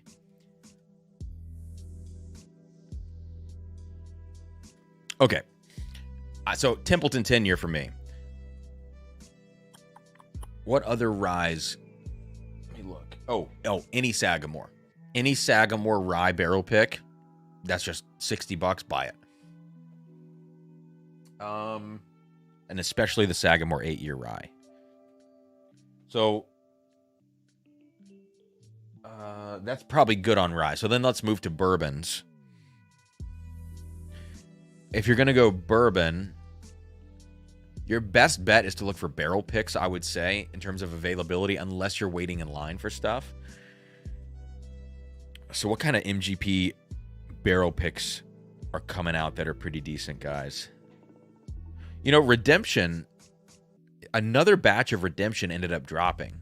It was either the bourbon or the high rye bourbon, but with like the nine-year age statement on it, which I thought was interesting. I haven't tried that. I think it was batch 4 of whichever one of those it was.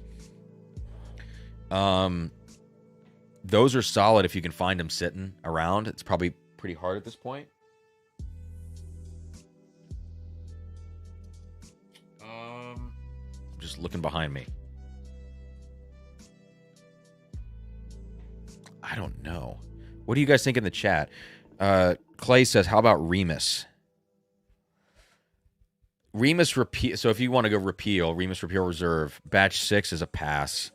Batch 7 stats look similar. I don't know. I haven't tried it yet, but the price is going up. I say pass. You know, guys, like, I'm coming around to it. Barrel King.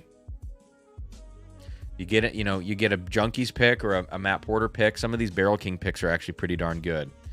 And I know I've had some speculative things to say about Barrel King in the past, but after tasting a lot at Pours in the Park, in particular, a lot of rebarreled products, whether rebarreled in brand new oak or not toasted barrel, like not toasted finished stuff, just rebarreled or rebarreled in like Stag Junior or Willet barrels, I'm less inclined now to believe some of my own theories about Barrel King.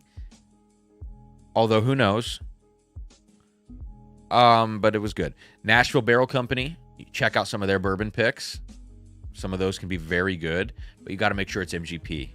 Because there was a Nashville Barrel Company pick I had last week or 2 weeks ago that was basically Booker's at 8 years sourced, and it was not good. Casey says Doc Swenson's. Yeah, we don't really get that here, so I'm not as familiar with. I mean, they have so many different finishes. They have a session bourbon, Doc Swenson's does now, and I love that concept. I love taking the session IPA, session beer concept and applying it to whiskey, because what you're doing, in my opinion, is you're justifying the proof that you're bottling it at. Whereas instead of just coming out with a 94, 96 proof product, people bitch about, I want cask strength. You put session on the label and people go, oh, okay, it's meant to be crushable. You've justified it, and I think that's a good tactic. Yeah, most Penelope is going to be MGP, if not all Penelope Clay, I think. Oh, Colt 45, great call. Backbone picks. If they had a slew of these 8.5-year. Yeah, 8-year, 4-month picks coming out. These things are awesome. So check for those. But like, what is a standard shelf MGP batched bourbon, guys, that you would recommend? I'm having a hard time thinking of one. I mean, Smoke Wagon is there, but Smoke Wagon, look at my hat hair. I mean, this is bad. I'm so sorry. Smoke Wagon the quality is just down. Greg said Nashville Barrel Company. Yeah, I agree. Keith, Bell Mead. Well, Bell Mead is now Nelson's Reserve, and there's the Dickel, presumably Dickel, blended into that. Clay, Old Scout is still MGP, but the quality's not there. It's just all young. Those older, the stuff that made Old Scout famous is no more, unfortunately. All right, so anyways, I dig this Green River. I really do. It shows a lot of potential. That's not a perfect bourbon. What's that song? I'm not a perfect person. Is that the lyric? I feel like I'm in late 90s, early 2000s.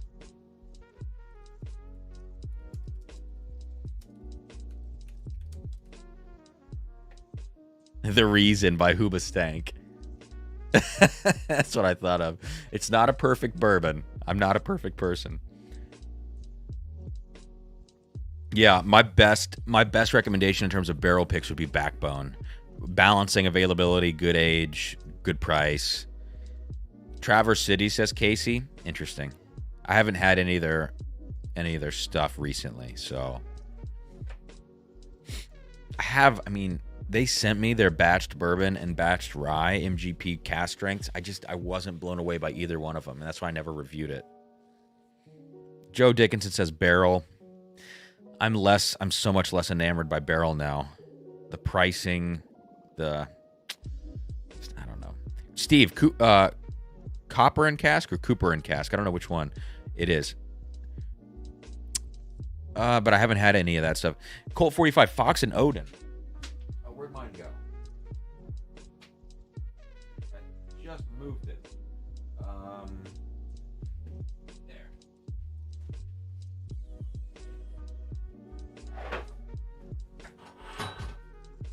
Whew.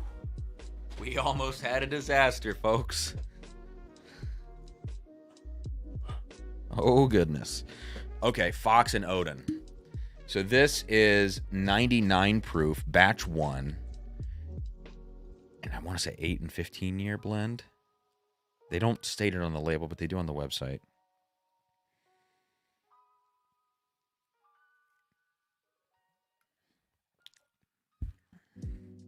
Fox and Odin I think it's expensive though. I want to say it's $100. But if you're looking for a batched MGP that's going to get you close-ish at a decent proof to an older MGP profile, that's actually a pretty good choice. Oh, Joe, barrel ryes are a different story. I love barrel rye batches. Oh, Paul says Copper and Cask gives Nashville Barrel Company a run for their money. Wow. I need to get in on that then. Devin, I've not really tried a lot of Remus picks, to be honest.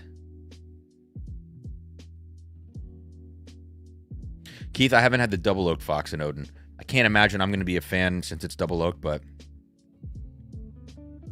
Jeff, Calumet's not going to be MGP, though. All right, so Green River, it's a definite hit for me. Definite hit. Okay, let's move to the last pour of the night, which I have to thank. Keith is here, Keith Thompson. I got to thank Keith for this unbelievably generous gift, and I'm excited not only to taste it right now, alongside one of its lower proof single barrel counterparts. They're both single barrels, but also the fact that I get to share some of this with the 2 giveaway winners tonight of this 16-year Rebecca Creek. I've already put this into, I think I maybe sent some of this to, God, I don't know if it was Amy. But anyways, I sent this to a couple of folks, but I've put a dent in this damn bottle, Keith, in just a couple of days. This is, I mean, spoiler alert, this is ridiculously good stuff. So thank you again.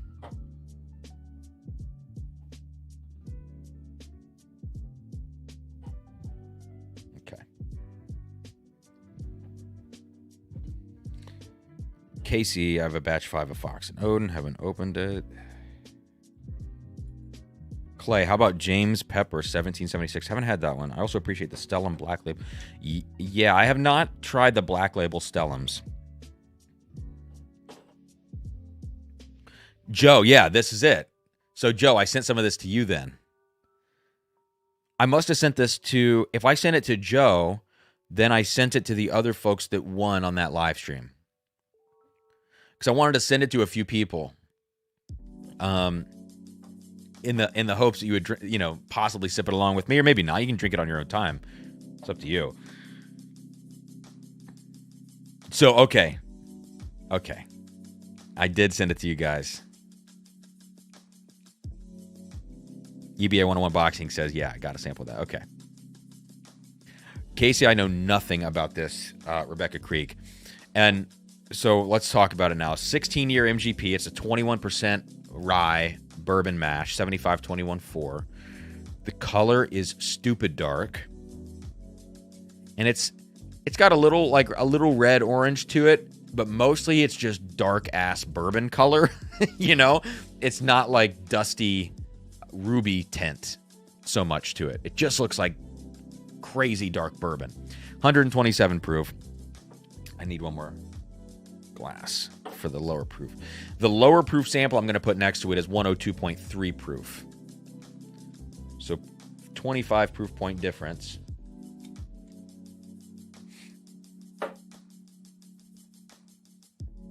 And for this color to come out of a 16-year MGP barrel, I was wondering if it was if they finished aging this in Texas possibly, or it was a higher position in the rick house. I'm not sure. Would be very interested to know that. Oh my God.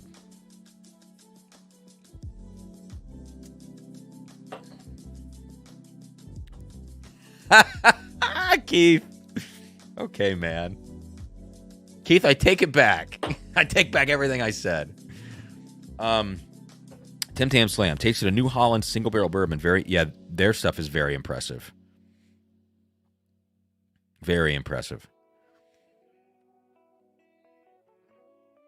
My mom in for a $20 super chat. The house is not playing tonight. Thank you, Mom. My mom and dad are in Vegas right now. Casey, I had one that was a little over 100 proof, and it was great. The higher proof ones are supposed to be really good. So I'll start with the lower proof, okay?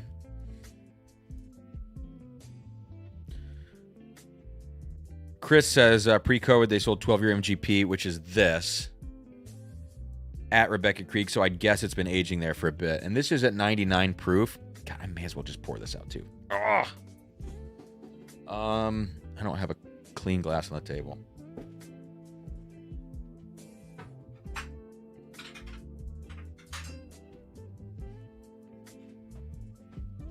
I got to do this this bourbon tasting, this private tasting tomorrow, like I said earlier in the stream. And I got to bring all these glasses. I only have glass carriers. I have 3 of the 4 glass carriers from Bourbon Outfitter. I need to get a bunch more of those and a bunch more glasses because I think there are probably more private tastings in my future. So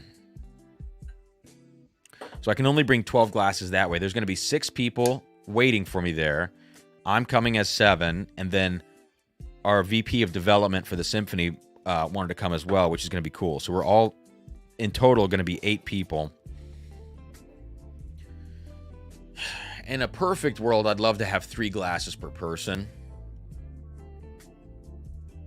But 24 glasses, I don't know if I even can do that.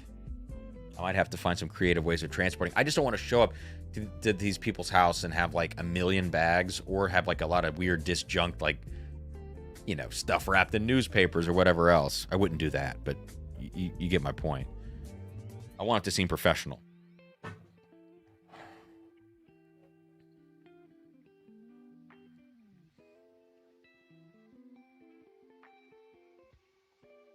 Casey said the one I had didn't have any. No, and I don't... Casey, I think Texas Funk not only comes from the aging, but it also, I think, comes from a lot of the grains that some of those places are using. I think it's a combination of factors with that, and sometimes even smaller barrels. Carter, thank you for that info, dude. Rebecca Creek 16 was finished in climate-controlled warehouses in Texas, north of San Antonio. Okay. Well, there you go. Keith, I get a hint of Texas sometimes on their stuff, but only a hint. Maybe it sits a couple months sometimes. I don't know. Cohen, just sold another 3 bottles of Russell's Picks. Oh, you're selling off all your Russell's Picks. That's hilarious. I think there are more average ones than there are great ones. Yeah, I just need it. I wish I love the 4 carrier from Bourbon Outfitter.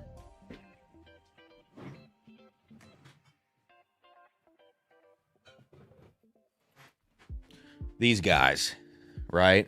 They look nice. They got a little handle if you want to carry them individually. The quality feels nice. Removable dividers for the 4. And no smell. So my biggest gripe about glass carriers, for instance,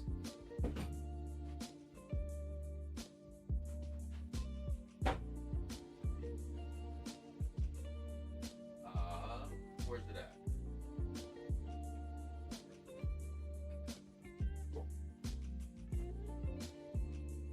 My biggest gripe for glass carriers is that they smell. And they leave your glasses smelling. And I know that's kind of picky, but it's, I mean, my God, you're making a carrier for whiskey, nosing, and tasting glasses. You need to ensure that there's no smell to that, or you're defeating the purpose of the entire thing. So this is a glass carrier for these Bennuaine glasses. Very cool.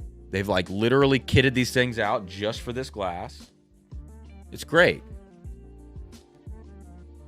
It smells like it has a chemical smell to it because of the materials it's made out of.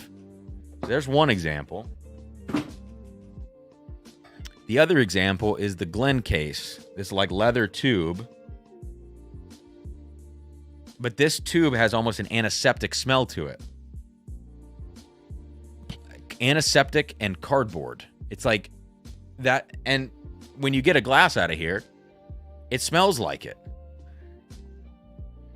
I don't know. I'm sorry. I hate to be that picky. The other one is when you have the toppers for the glasses. I only use glass toppers because the little bamboo ones, if you leave a bamboo topper on a glass, like you can see up there, right there, I have this 6 glass thing along those Glenmorangie bottles. They all have these bamboo toppers.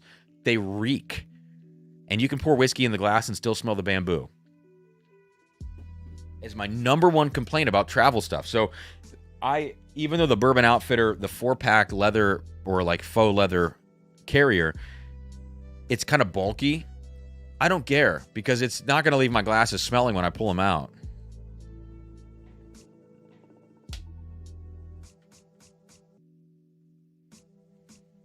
Chris says bamboo absorbs odors, but it also leaves one, man. I mean,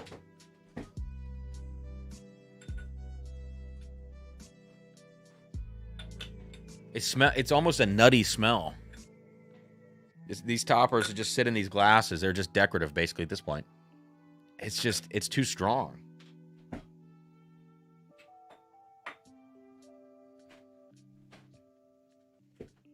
Yeah, Cohen says, wipe down the inside with bourbon. I might remove it. Yeah, you could do the whole, Richard Patterson, swirl it, throw it out of the glass, but I just don't know, man. I don't think it's too much to ask to have a scentless product, odorless, and the Bourbon Outfitter stuff is that. So I think people need to take notes on that.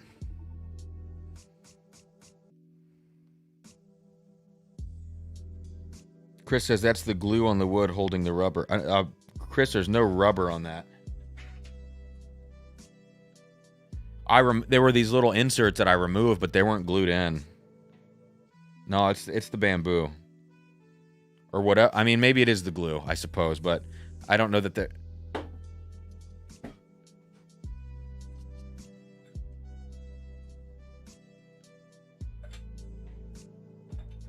Yeah, you know what? Maybe that's like a wood glue smell. Maybe you're right, and it's just the layers of the bamboo have been glued together. I didn't think about that. So I will eat my words. Okay. Let's get into this. Yeah, Chris, mine had that. I removed the rubber, but it wasn't glued down. So I bet it's a wood glue holding the bamboo pressings together. What's up, Jason? All right. But none of this matters, guys. Like, we don't need to reinvent the wheel because this is the answer. I'm telling you. I just wish they made them for individual glasses, or they made massive versions of this for like a 4x4 big thing that you could carry. I would love that because this is a great, great carrier. And what I like about it as well is that not only does it fit Glencairns, but each of those pockets is big enough to fit an aged in ore glass or mine, which are a little taller than both of those. It handles all of them. Okay. Yeah, Brian Bikey, that's why I stick with solo cups. Bro, we know that's not true. We know that you like them wee Glens and 1,000 tasting notes. Come on, man. Come on, bro. You can't kid us. Although it would be cool to have a little... If you could have a little mini Glen that's like a red solo cup material, but shaped like a mini Glen with the lip and everything at the top, that would be kind of cool.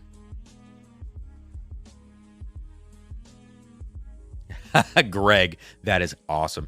Tell your clients if they have a bamboo or wood glue smell on the bourbon, they have an incredibly refined and special sense. I like that. Let's get into this Rebecca Creek tasting. Okay. Yikes. Good Lord. I wish the chat would just update on my freaking screen. I still don't think I've lost the Four Roses giveaway. Or lottery. I hope my entries went through, you know?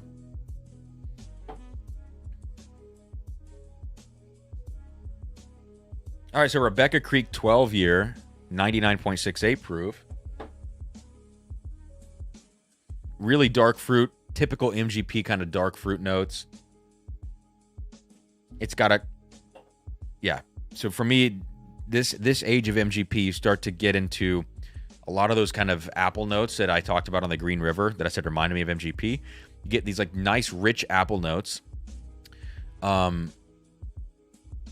You get... along with those apple notes, a little bit of earthiness, like mossy, earthy dampness. People are going to say petrichor. Yeah.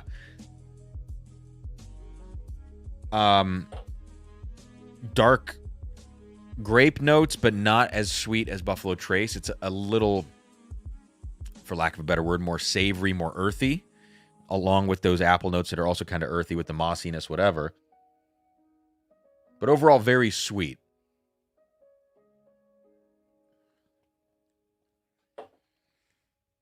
And at this proof, for the 12-year Rebecca Creek, good spice, actually.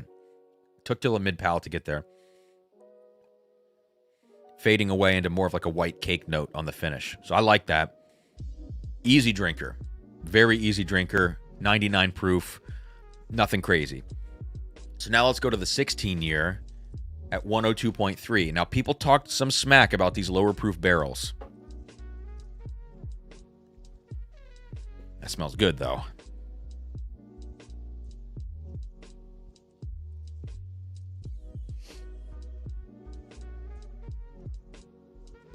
Cohen says, I've been drinking from a Calvin Klein small Copita about the size of a wee Glencairn with a long stem. Huh. Andrew, didn't want to throw Rowan's Creek into the mix? No. Actually, no. I did not. So, this is interesting. The Rebecca Creek 102.3. The first thing that jumps out at me, yes, it's a darker whiskey, 100%. But actually, like an almond note. And I do get this from some older MGP bourbons.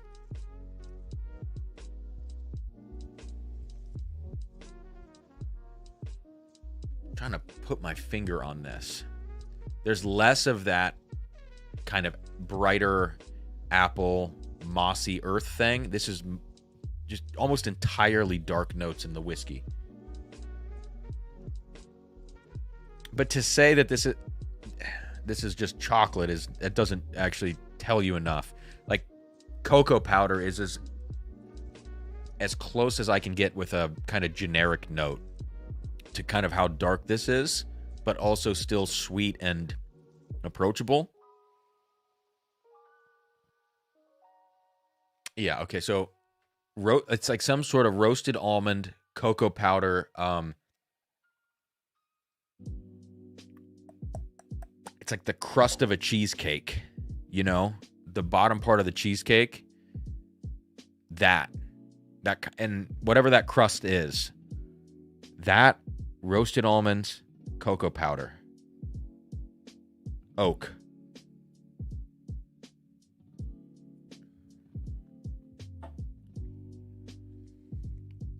That's good.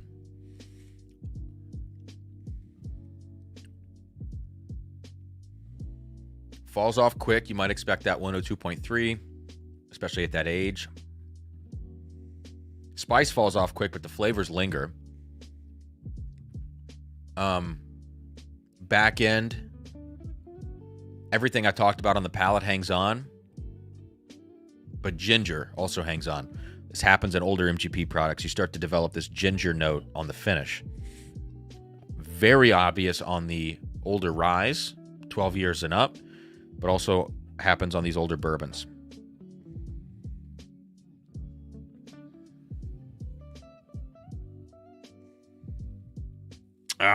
Brian says graham cracker. There you go. Graham cracker. That's it. Yep. All right. Now on to the higher proof 127.7 Rebecca Creek. Night and day difference. This additional proof on here, it just delivers the whiskey out of the glass to your nose in a completely different way. And I'm going to say, I mean, the 102.3 is good. This is great on the nose. It is a little hot, actually. Even with 16 years of age, this thing comes off, it bites you. It was easier for me to ramp up to it right now. But when I first poured this a second ago, before I tasted any of this, and I just took a quick smell, I was like, oh, that smells hot. This is buttery and like brown butter, just really rich caramel, like caramel syrup type stuff. And I gotta say, on MGP bourbons, I don't typically find like a really rich caramel note. That's more reserved for Kentucky bourbons. MGP is more on the fruit side of things. Whether it's brighter or darker depends on the age. And the spice profile for sure, both mash bills from MGP typically being high rye, 21 or 36. 21 gives me more cinnamon, 36 gives me more herbal spice. This is the 21 mash bill for these Rebecca Creeks. But this one has converted completely to like a caramel sauce. Still with MGP sensibilities to it. It's not Kentucky caramel, but it's like you take the really dark fruit of MGP and the cinnamon spice of the 21% rye mash. Some of the like dry, burnt, dark fruit notes. Even orange, even cherry. But then you just add caramel drizzle to that. So it's different than Kentucky stuff, but really good.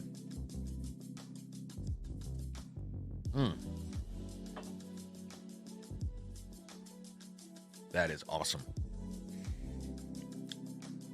Oh, God, that is... Keith, man, that is great whiskey.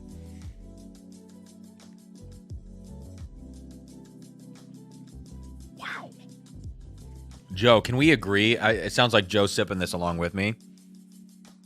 Dude, just the intensity of that pour, how dense the flavors are in that. It's almost uncomfortable on the palate at one point because it ramps up so high, which is crazy to think that it's 16 years old also. Man.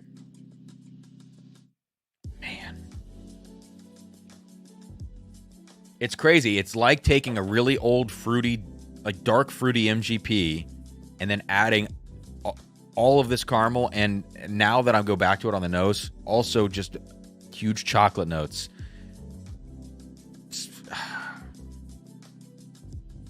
It's some of the best MGP I've ever had. It really is. I mean, I've had some old Scout picks, like some older old Scout picks. I've had some Blonde Brothers. This is up there, man. This is really up there. This higher proof, 127.7. Yeah, Brian, it's 127.7, Rebecca Creek 16. About 400 on secondary. Which, truthfully, considering where Blonde Brothers, older OKI, stuff like that, older Smooth Ambler, like, this is a steal at that price on secondary compared to those other ones. Oust. Keith, thank you so much for this bottle, dude. Thank you so much. Wow. It's just stellar whiskey. So guys, we're gonna wrap this giveaway at 10 p.m. Eastern. It's about 3.5 minutes from now, probably. My clock reads 9:56. We're gonna wrap the giveaway. You can do that. Every $5 gets you an entry into the giveaway. Run the randomizer at the end on screen. You can see it totally transparently.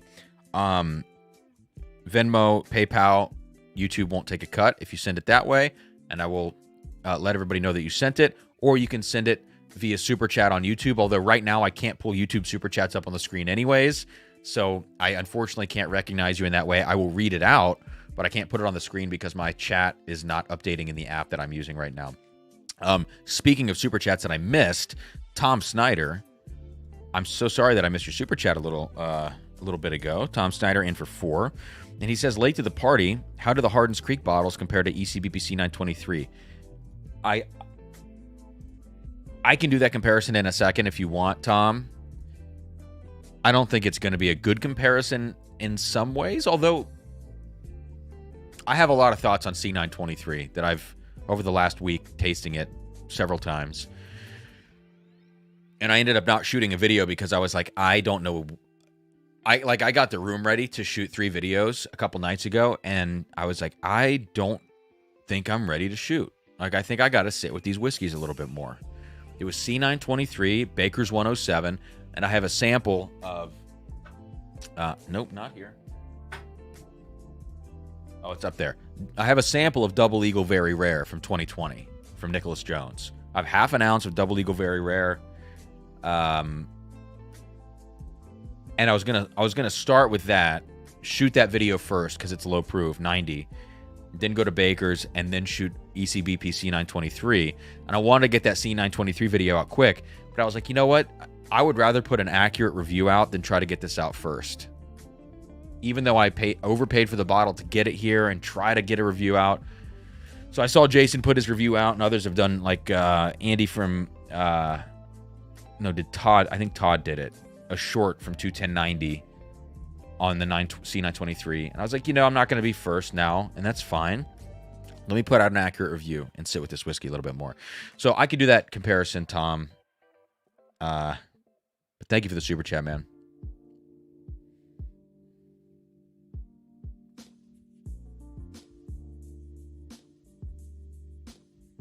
Keith, saw another one on the shelf today at retail. Keith, what proof was it? Oh my God. Dude, if you see one at retail that's like in this higher proof range, number one, buy it for yourself. But number two, if you have like a case of them already, I will pay you for it. This is insane whiskey, man. Oh, it's just so good. So, Joe, I hope you're enjoying this.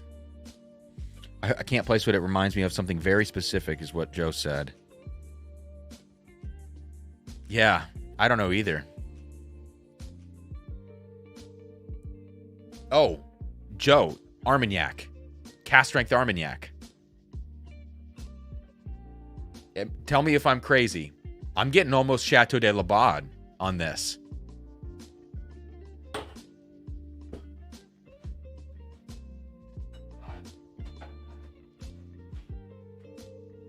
Not very much left in this bottle, so I'm just going to take a little nip off the top.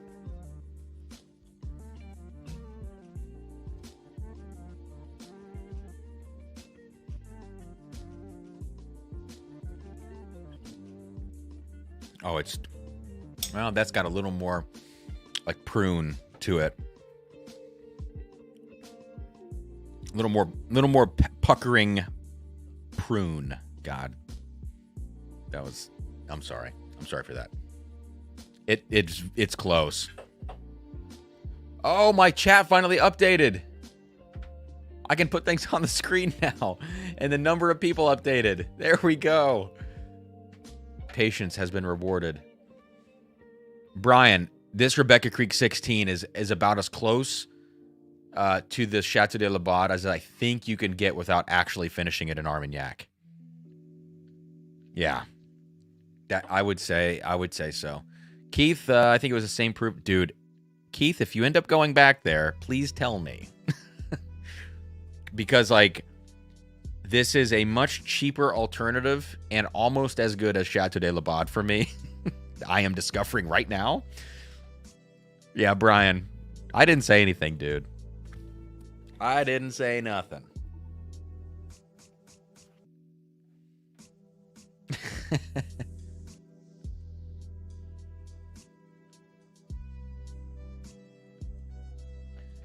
Brian hasn't tried the new Baker's yet either. Got one this week. It's solid. It's a really good whiskey. It doesn't blow you out of the water, but if you just want to just sit with something and sip it and not really sip an old whiskey that's not going to challenge you, but is still very good, I like that Baker's 13. So what have we covered? Have we covered everything on the table? And I want to do now a comparison between, this is for Tom Snyder, between Hardin's Creek Boston, which, oh, I blended those three, so I don't have a Boston glass still. I'll use this glass. Boston next to C923 for just a very quick comparison. We're going to call the giveaway now, guys, unless something trickles in here at the last minute. Giveaway is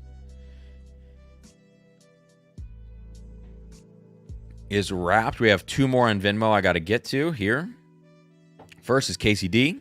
Appreciate your content, what you're doing. Hope you have a lot more success with the channel and in life. Cheers. Thank you. Thanks, Casey. I'll get you in for 4 entries. Much appreciated. And I saw one more come through. Yes, James. All right. And James, I got those samples from the Patreon giveaway for you.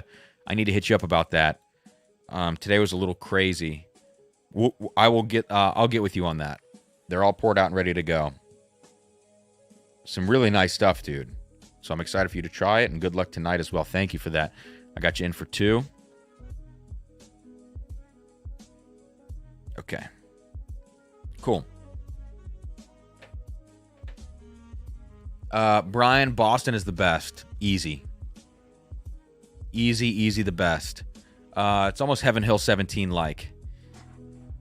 Which is a little strange thinking about like a Jim Beam profile, you know? Boston is the best. For me, if you want sweet, then go Claremont. If you want spicy, then go Frankfurt.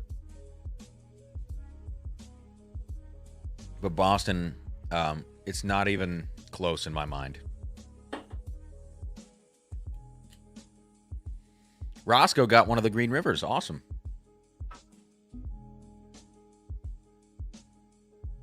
Damn, Carter, I have an absolute ton of Rebecca Creek 16. Glad to sample out barrels. Dang, Carter. That's awesome, man. All right, so let's get a little Boston in this glass. I know the table's a mess at this point. Although you can't see it. It's kind of covered from the chats and things. All right. Let me try to make some room. Good. Goodness.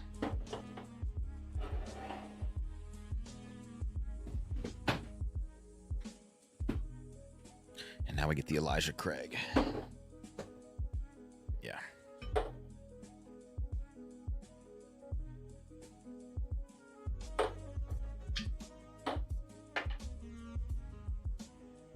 Yeah, Brian, you're right in the sense I think that Frankfurt had more to it than the Claremont. Claremont I like because it's sweeter. Frankfurt felt a little bit spicy for spicy's sake. It's kind of hard to say that. Had to slow down. Too many S sounds. Spicy for spicy's sake. So I liked Claremont because it was sweeter, but it did fall off the back of the palate. But Boston is like huge mouthfeel. I mean, here it is. Dude, I'm telling you. Boston's ridiculous.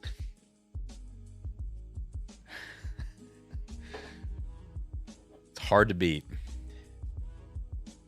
Yeah, all right.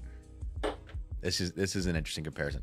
Let's run the giveaway now. The last thing I'm going to do is check PayPal just to... Usually nobody sends PayPal. It's usually all Venmo or YouTube Super Chats. So we're going to take the banner down. One thing I meant to say at the beginning of the stream for some people is, you know, I got worried that on some of the replays, people thought that the giveaway was like happening even though they were watching a replay. I got some comments at one point that made me think that folks thought the giveaway was happening, but they were watching a replayed live video. So I need to remember next time to say, when I put the banner up, like, this is only if you're watching live. It seems like a simple thing, but I guess not everybody, you know, is in the WhiskeyTube community and knows kind of how we all do these things. Okay. So we'll do this now. Should have everybody in here. I will share my screen here in just a second. I'll get this all copied.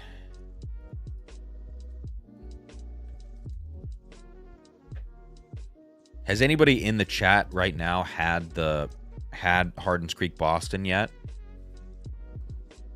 Let me know. I mean, I feel like I got one of those bottles. I got it on secondary. I'm not ashamed to say that. But I got it at a very fair price. And the guy I got it from, it was like the first time I'd seen Boston pop up. And he had 3 bottles of it. So I got one of those.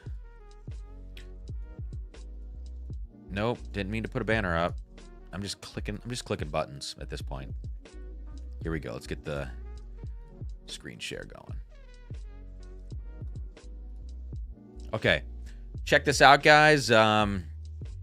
As always, your name on the left, your number of entries on the right, which is dollar amount divided by 5. If you entered at 2 different times, like let's say William Molnar entered here, but he also entered at the bottom. He had 2 $50 super chats, so 10 entries each time. They're going to be in 2 different locations. I don't know what that's there for. And then make sure your name and your number of entries is correct. You have about like 2 minutes to confirm. And that's going to auto-populate your name into this list on the right side that I'm scrolling. So just look over here on the blue columns. Name, entry number. There.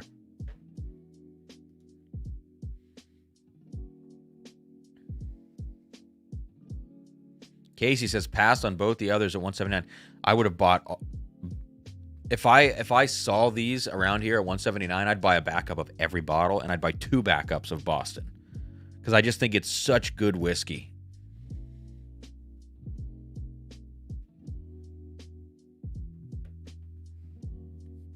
What's up, Mojo's in here? All right. So 2 last things I want to do. We'll do this giveaway, of course, right now. But 2 last things I want to do are this comparison between Boston and C923. I'll give you some extra thoughts on C923. I actually have some things I've written down throughout my tastings this week in my notes on my phone. So I'll talk about those here on this live stream. And then I want to just go over very quickly this Bardstown thing that's coming out that I got pissed about on Instagram, which sounds like such a whiny Gen Z thing to say, but here we are. All right. Sounds like we're all good on the giveaway, so we will go ahead and spin it. 7 spins as usual. Top 2 going to win. No duplicate winners. Here we go. 1, 2. Hang on. That's number 2. Remember that, but I feel like I'm missing an entry. No, we're at 95. Okay. That was 2, number 95, James. I just want to make sure we have the right number of people. Okay, we're back. 3, 4, 5, 6, and here comes the last spin. 7. Boom. We got Numinium and James winning tonight. Get Tom Harper. Cam pissed off at someone every week. Well, yeah, well. Sorry. I'm an emotional being. All right, congratulations to both of you guys. You have to email me at drumsanddrams@gmail.com. Email me, drumsanddrams@gmail.com. And let me know that you won tonight. Give me your address, name, address, all that kind of good stuff. And I'll get that shipped out to you Monday as long as my sample bottles arrive by then. Excuse me. There you go. Congrats. All right. We still have a little more to do on this stream before we wrap it up. I'm going to blow my nose real quick because I just sneezed. Sorry. One sec.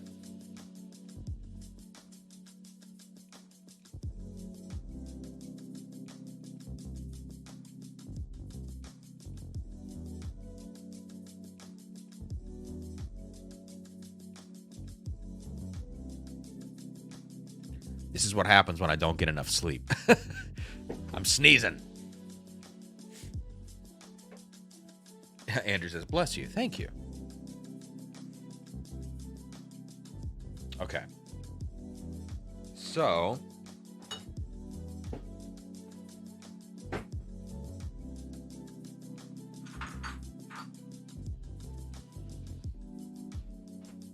Okay. So. Yeah, no. None of that here, Andrew. No, I'm just in, like, sleep-deprived mode. That's all this is. Okay. So first, let's go into this comparison now, which Tom Snyder asked for.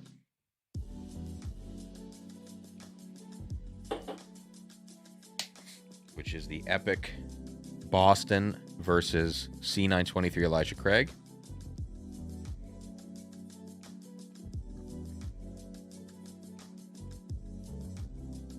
Carter, I just got your message, man. I'll hit you back. Thanks for sending that. That's awesome. So on the nose, I've talked about Boston enough tonight. Heaven Hill 17, reminiscent, blah, blah. Now, Elijah Craig C923, which is 23 proof points higher and 3.5 years younger. And it smells that way. So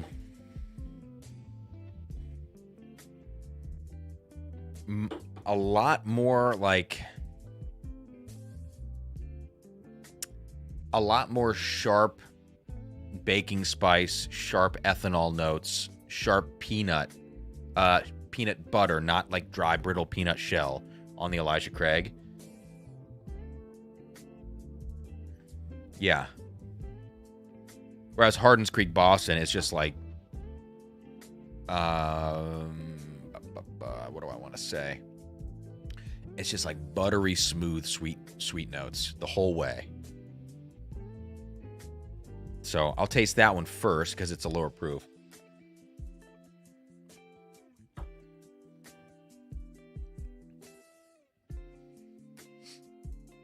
Okay.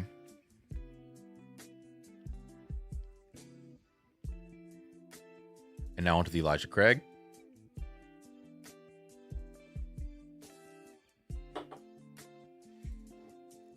Elijah Craig is like, boom, we are here.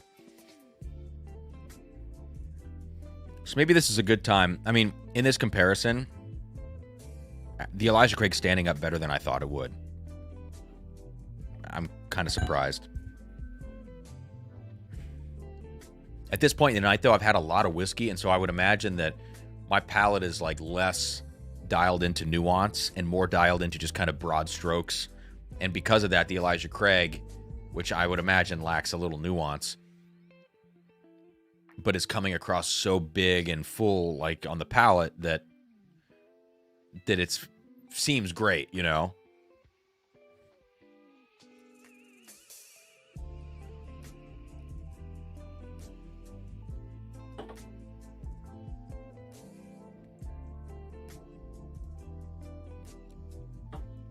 Okay.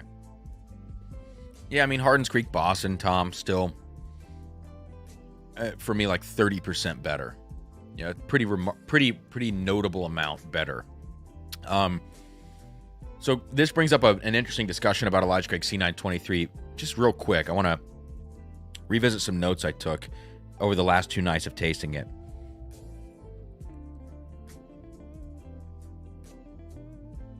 And these are probably things you're going to hear me say in a review video for C923. I think it's too proofy. I think it drinks hot, is what I mean by that. Excuse me.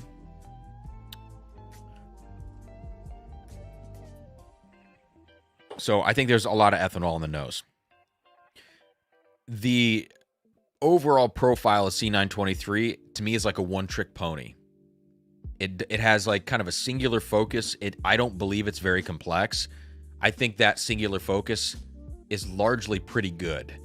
I think a lot of people on this pour, and I said this on my first taste, I just said, oh, it's a caramel bomb. Like just a big standard Kentucky caramel bomb whiskey. I think I said that last week on the stream. And it's really intense to the point of almost being uncomfortable when you drink it on the palate. It is uncomfortable on the nose, like plain and simple. Unless you've drank a lot of whiskey leading up to this, I believe it's like too proofy on the nose. If you just dive in, even after one pour of something else, I think it's too proofy. Crawls up your nose. But the palate is slightly less proofy than the nose, but still almost uncomfortable. Even though it is a one-trick pony, though, I sat with this thing for 2 nights. Some of the notes I took, I said it tastes like burnt peach. So sometimes you have these whiskeys that I keep saying have these burnt notes to them. And frequently they are recent batches of Elijah Craig barrel proof after 2020. A lot of them have burnt fruit notes. Burnt toast notes even. This one, I'm getting, like, if I had to pin a fruit on this, there are 2 that I get, but it's really not a fruity whiskey, C923. I get burnt peach, and I get caramelized orange. You're not talking cherries, grapes, etc. Now, you go to A123, you're getting a lot of dark fruit notes, like plum and grape. This has none of that. This is very much sharper, spicier, cinnamon-driven, that kind of thing. More down the middle caramel notes, classic Kentucky. I said burnt peach and creme brulee, I actually said. Because I get this caramelized sugar note, this sweet sugariness on the nose. I called a molasses note on this too, interestingly.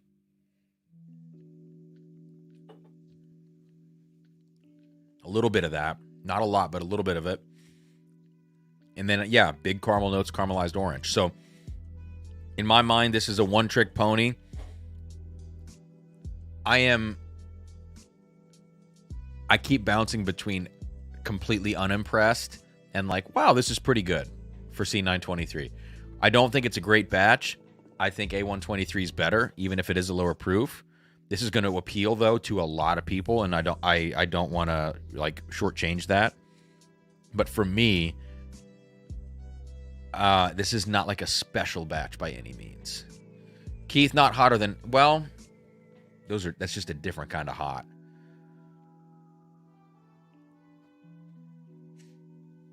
Brian, don't ask this, dude. Why are you going to ask that? Please don't ask that question. I don't know if I could pick one. Now, I am a little more partial to like a classic aged Kentucky profile. So maybe Boston, but Rebecca Creek 16 is so damn good.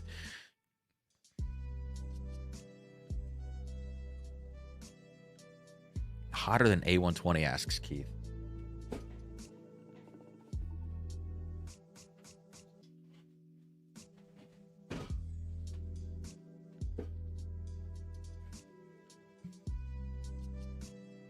God, A120 has that, like, I call it like a green sappy note that some of these older ones have that have a little dustiness to them, but they're super high proof. And that combination of that dustiness and the high proof ethanol type thing creates this like sap note. I get it in the batch 11 pirate bottle too. Wow, actually, side by side, it's making the black pepper note, which I haven't gotten before. Like a distinct black pepper note, not just spicy, but the actual smell of black pepper on the C923. I hadn't gotten that before. It's coming through after comparing it to A120 on the nose.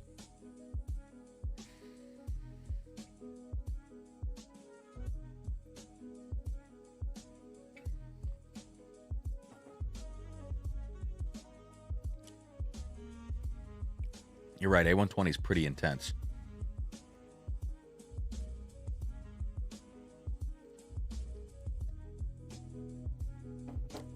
That's a tough call. They're about the same, Keith.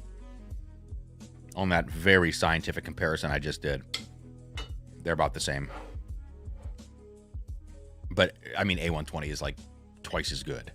Just the flavor profile for me is so much better. Okay, last thing I want to talk about very quickly. Let me pull it up, and I'll put it on the screen.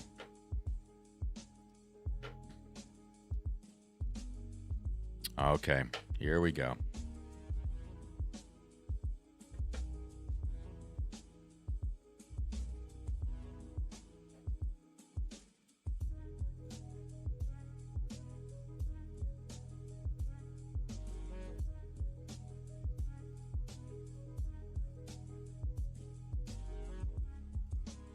Come on.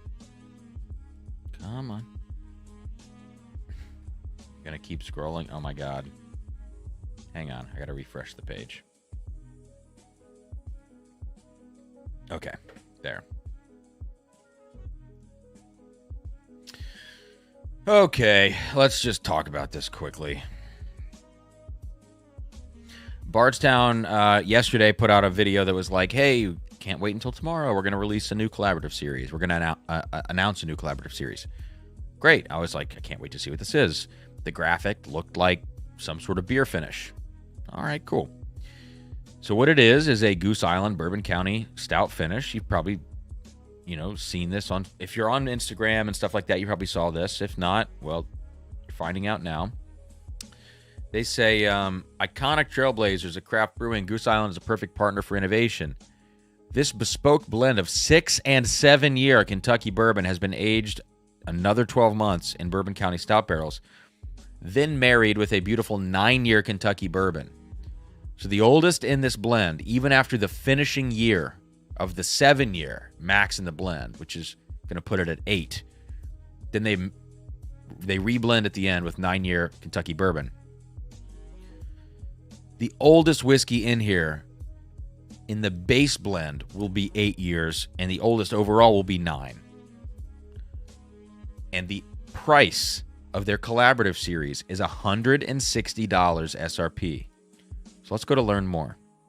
Because I go, okay, well, what if that final blending with the 9-year is like 60% of the blend is 9-year? So you're getting a little higher age. Oh, no, that's not the case. 56% 7-year, which gets another year, from the finishing, whatever. So up to 8. 56%. 26 Kentucky 6-year. Now, interestingly, these both share this mash bill, which I'm not familiar with.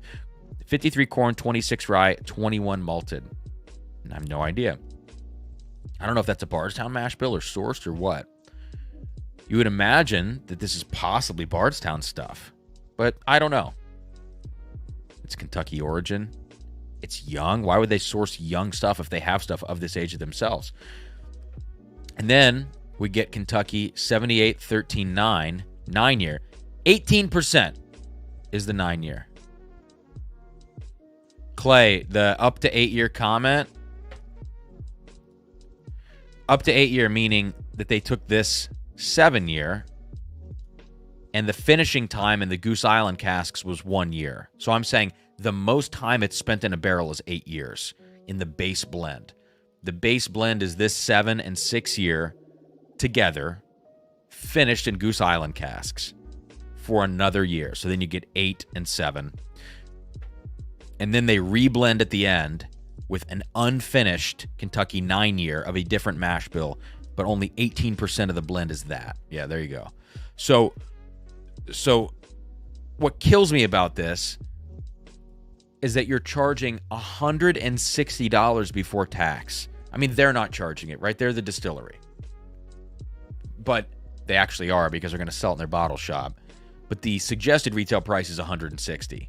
That shit's going to get marked up 10, 20 bucks. Usually Bardstown collaboratives get marked up 10 to 20 bucks when you're finding it at low cost, which mostly you are now. Like back in the day, Chateau de la Baude could have been marked up possibly, or like the Apple Brandy, because it was 12-year and 11-year MGP. Not anymore. But $160 for 6 and 7 year blend with a year and a Goose Island cask. I don't care that casks are expensive. I don't care that it's Goose Island Stout. I don't care at all. And then you put 18% of a 9-year in there. I'm sorry, man. This is like absurd. So Chris, and this is it, right? They have already released a Bardstown Goose Island collab, but it wasn't like a wide release from what I understand. It's the Imposter version of last year's 12-year Kentucky version finished in Goose Island. That was, okay, there you go, Illinois only. So they did that, which is probably the same price, and now it's a blend of 6, 7, and then a little 9 at the end. Guys, look, I was the biggest supporter of Bardstown Bourbon Company. I still have a soft spot for them. I like visiting. I love the restaurant. Blah, blah, blah. But, like, what is this? I'm sorry. Nobody should be buying this whiskey. At $160. Look, I had the KBS finish. If you put something in a stout barrel for a long time, it just completely takes over. It blows it out of the water. It tastes like chocolate malt, as you would expect. If you want that, go get a Hard Truth chocolate malt rye for a much lower price, half the price probably. And you're going to get the same effect. I mean, and Andrew, I get it, man. Like, they do sell expensive single bottles of beer. I like their beer. I've got some 2019, 2020, 2021s in my basement, just kind of chilling. The beer is not worth that, number one. But they've built a name around it, which is good.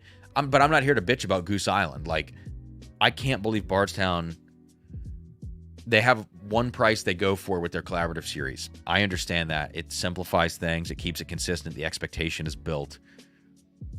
This doesn't meet the expectation, though, like from an age perspective.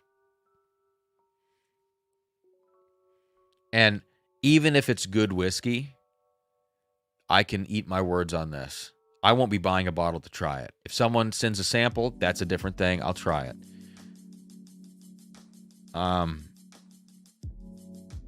If it's really good whiskey, I will eat my words, but I will still say that, like, from a stats perspective, and people not knowing what this is, but seeing the stats and understanding like that is a ridiculous thing, everybody should be skeptical of this, and nobody should buy it at that price.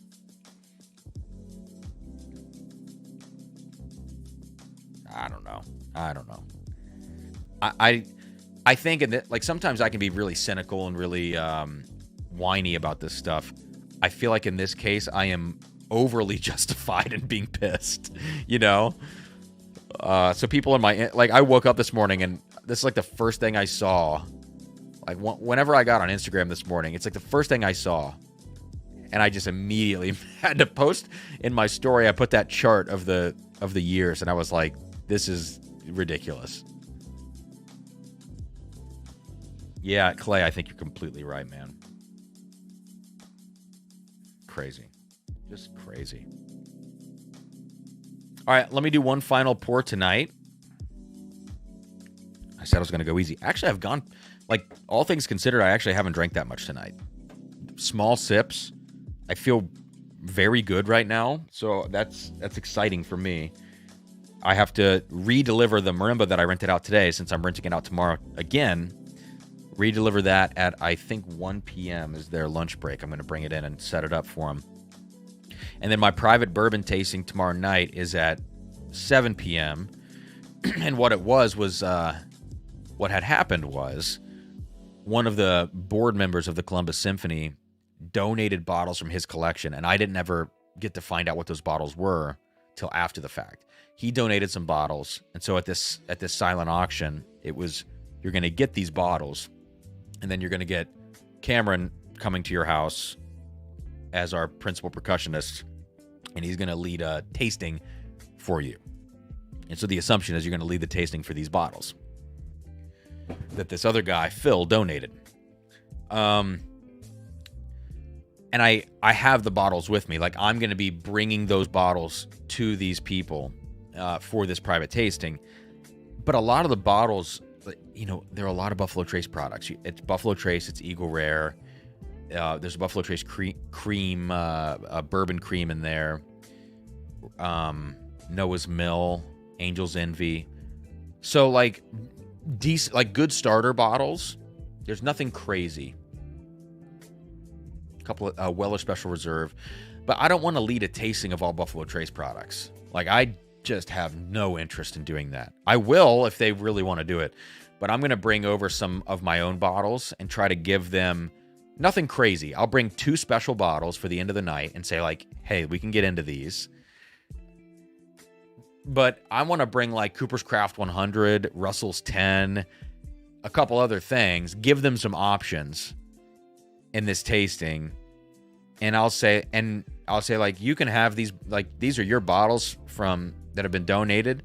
You keep those and open them when you want. But I want to show you around. I don't want to just show you one distillery.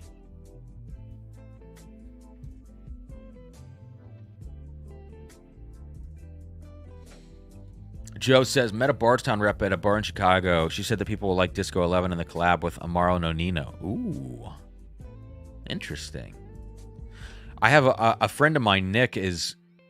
I'm going to borrow his Discovery 10, and I'm going to shoot a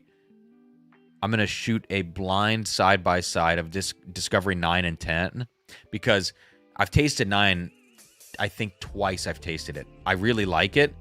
I don't remember the profile, and I haven't had 10. So my first taste of 10 up against my third taste of 9 will be a blind side-by-side comparison, and I think that's going to be a good video to shoot for those two, instead of doing just a review of each of them.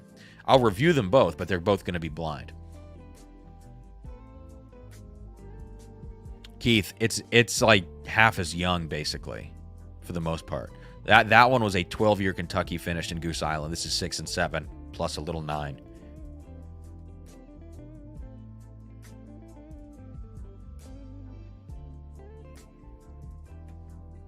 And so Joe says, or Andrew asked, would a Bardstown rep say it would suck? Joe...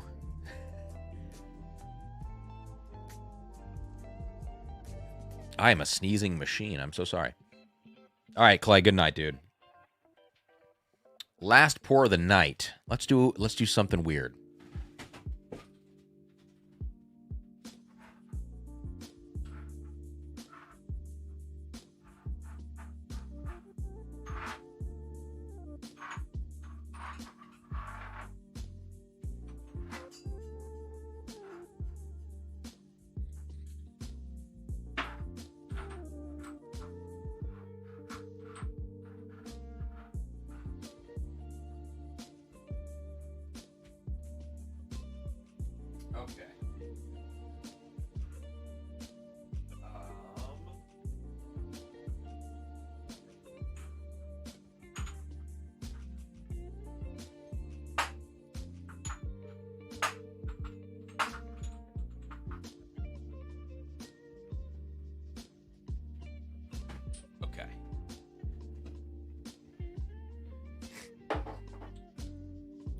So Lido sent me a bunch of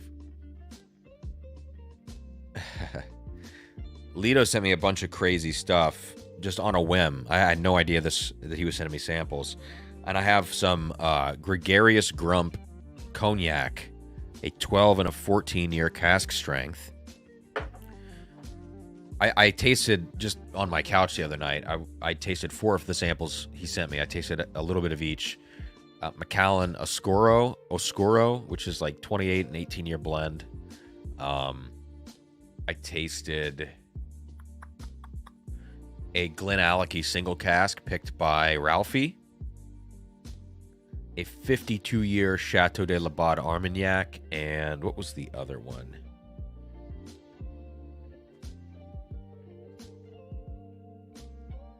Can't remember the other one, but just some crazy pours. So he sent me these Gregarious Grump cognacs. He also sent me some rums, which, you know, I'm not a big rum person, but I'm kind of excited to try some of them because they sound interesting. But I also have this sample of 1978 Old Heaven Hill 10-year. So I don't know what to go with. Final pour of the night. What do you guys think? A Gregarious Grump cognac, a 1978 Old Heaven Hill 10, or I could get that. There's a Chinkapin Oak finished rye Heaven Hill Select stock from Sam from like a week and a half ago. What do you guys think between those? I'm not in the mood for a rum. I want to do the rum on a different stream, so I accidentally grabbed one here, but we're not going to do that. What do you guys think?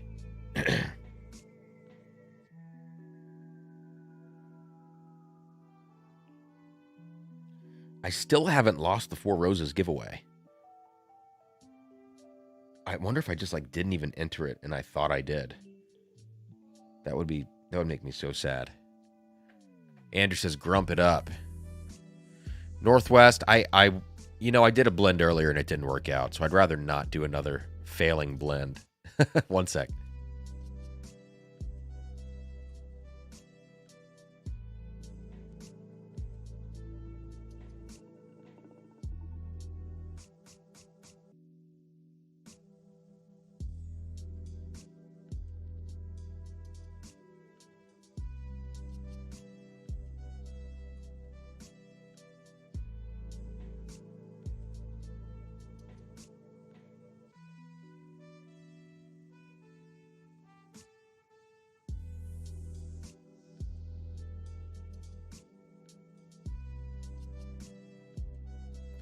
Well, I could not find what I was looking for. So let's do some Gregarious Grump. Let's do a 14-year cognac. And we will do it in this. Since I've got this glass out, we'll do it in the Bennuaine glass. I was looking for that Chinkapin Oak finished rye, but I couldn't find it. So I got like 30 or 40 more samples this week out of the blue from a lot of people, and I was only expecting a couple samples, so things are kind of all over the place right now. Oh, it's behind me, that's why. By the other Heaven Hill Select stock.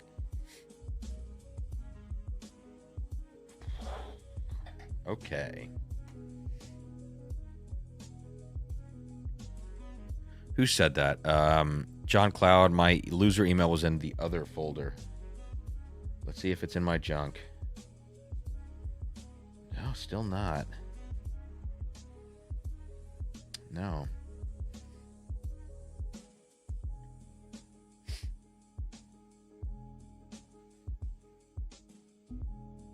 Wow. So I love Armagnac. I don't know much about it. I don't know the different houses and flavor profiles to expect from certain places. I just have tasted various ages, wet versus dry cellars, and blah, blah, blah that you see on these front labels of some of these single cask bottlings. I have, however, not had any single cask cognac, which, correct me if I'm wrong, I believe receives an additional distillation. I think Armagnac is single distilled and cognac is double distilled. And I don't know if there's any grape varietal changes between the two. This is only a 14-year cognac from Gregarious Grump, 116.4. It smells ridiculous. There are Scotch elements to this, like pineapple notes, white cake notes, stuff you would get on like a Glenmorangie.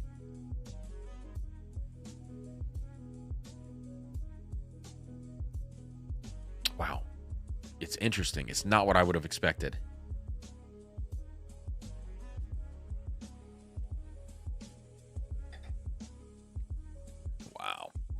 Very cool.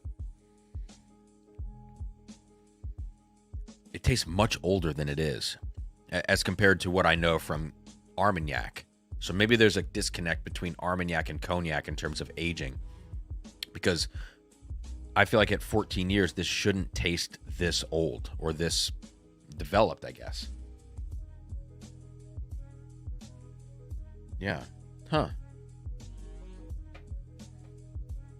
Keith says Beam and MGP blend well together. All right. Here's Boston and C923.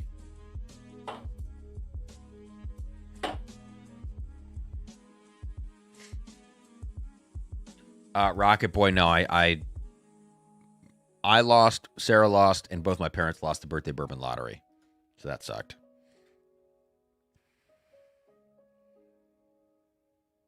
Wow.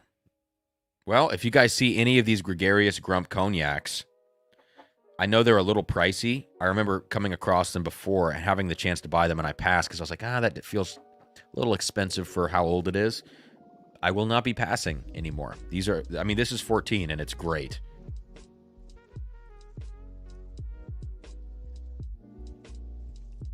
Very good. All right. That's going to do it. Yeah, Keith, I know. Actually, Keith, it smells pretty good. Maybe this blend works. I think it was basically like 60% Boston, Hardin's Creek, and 40% C923. There was a little less C923 in this blend.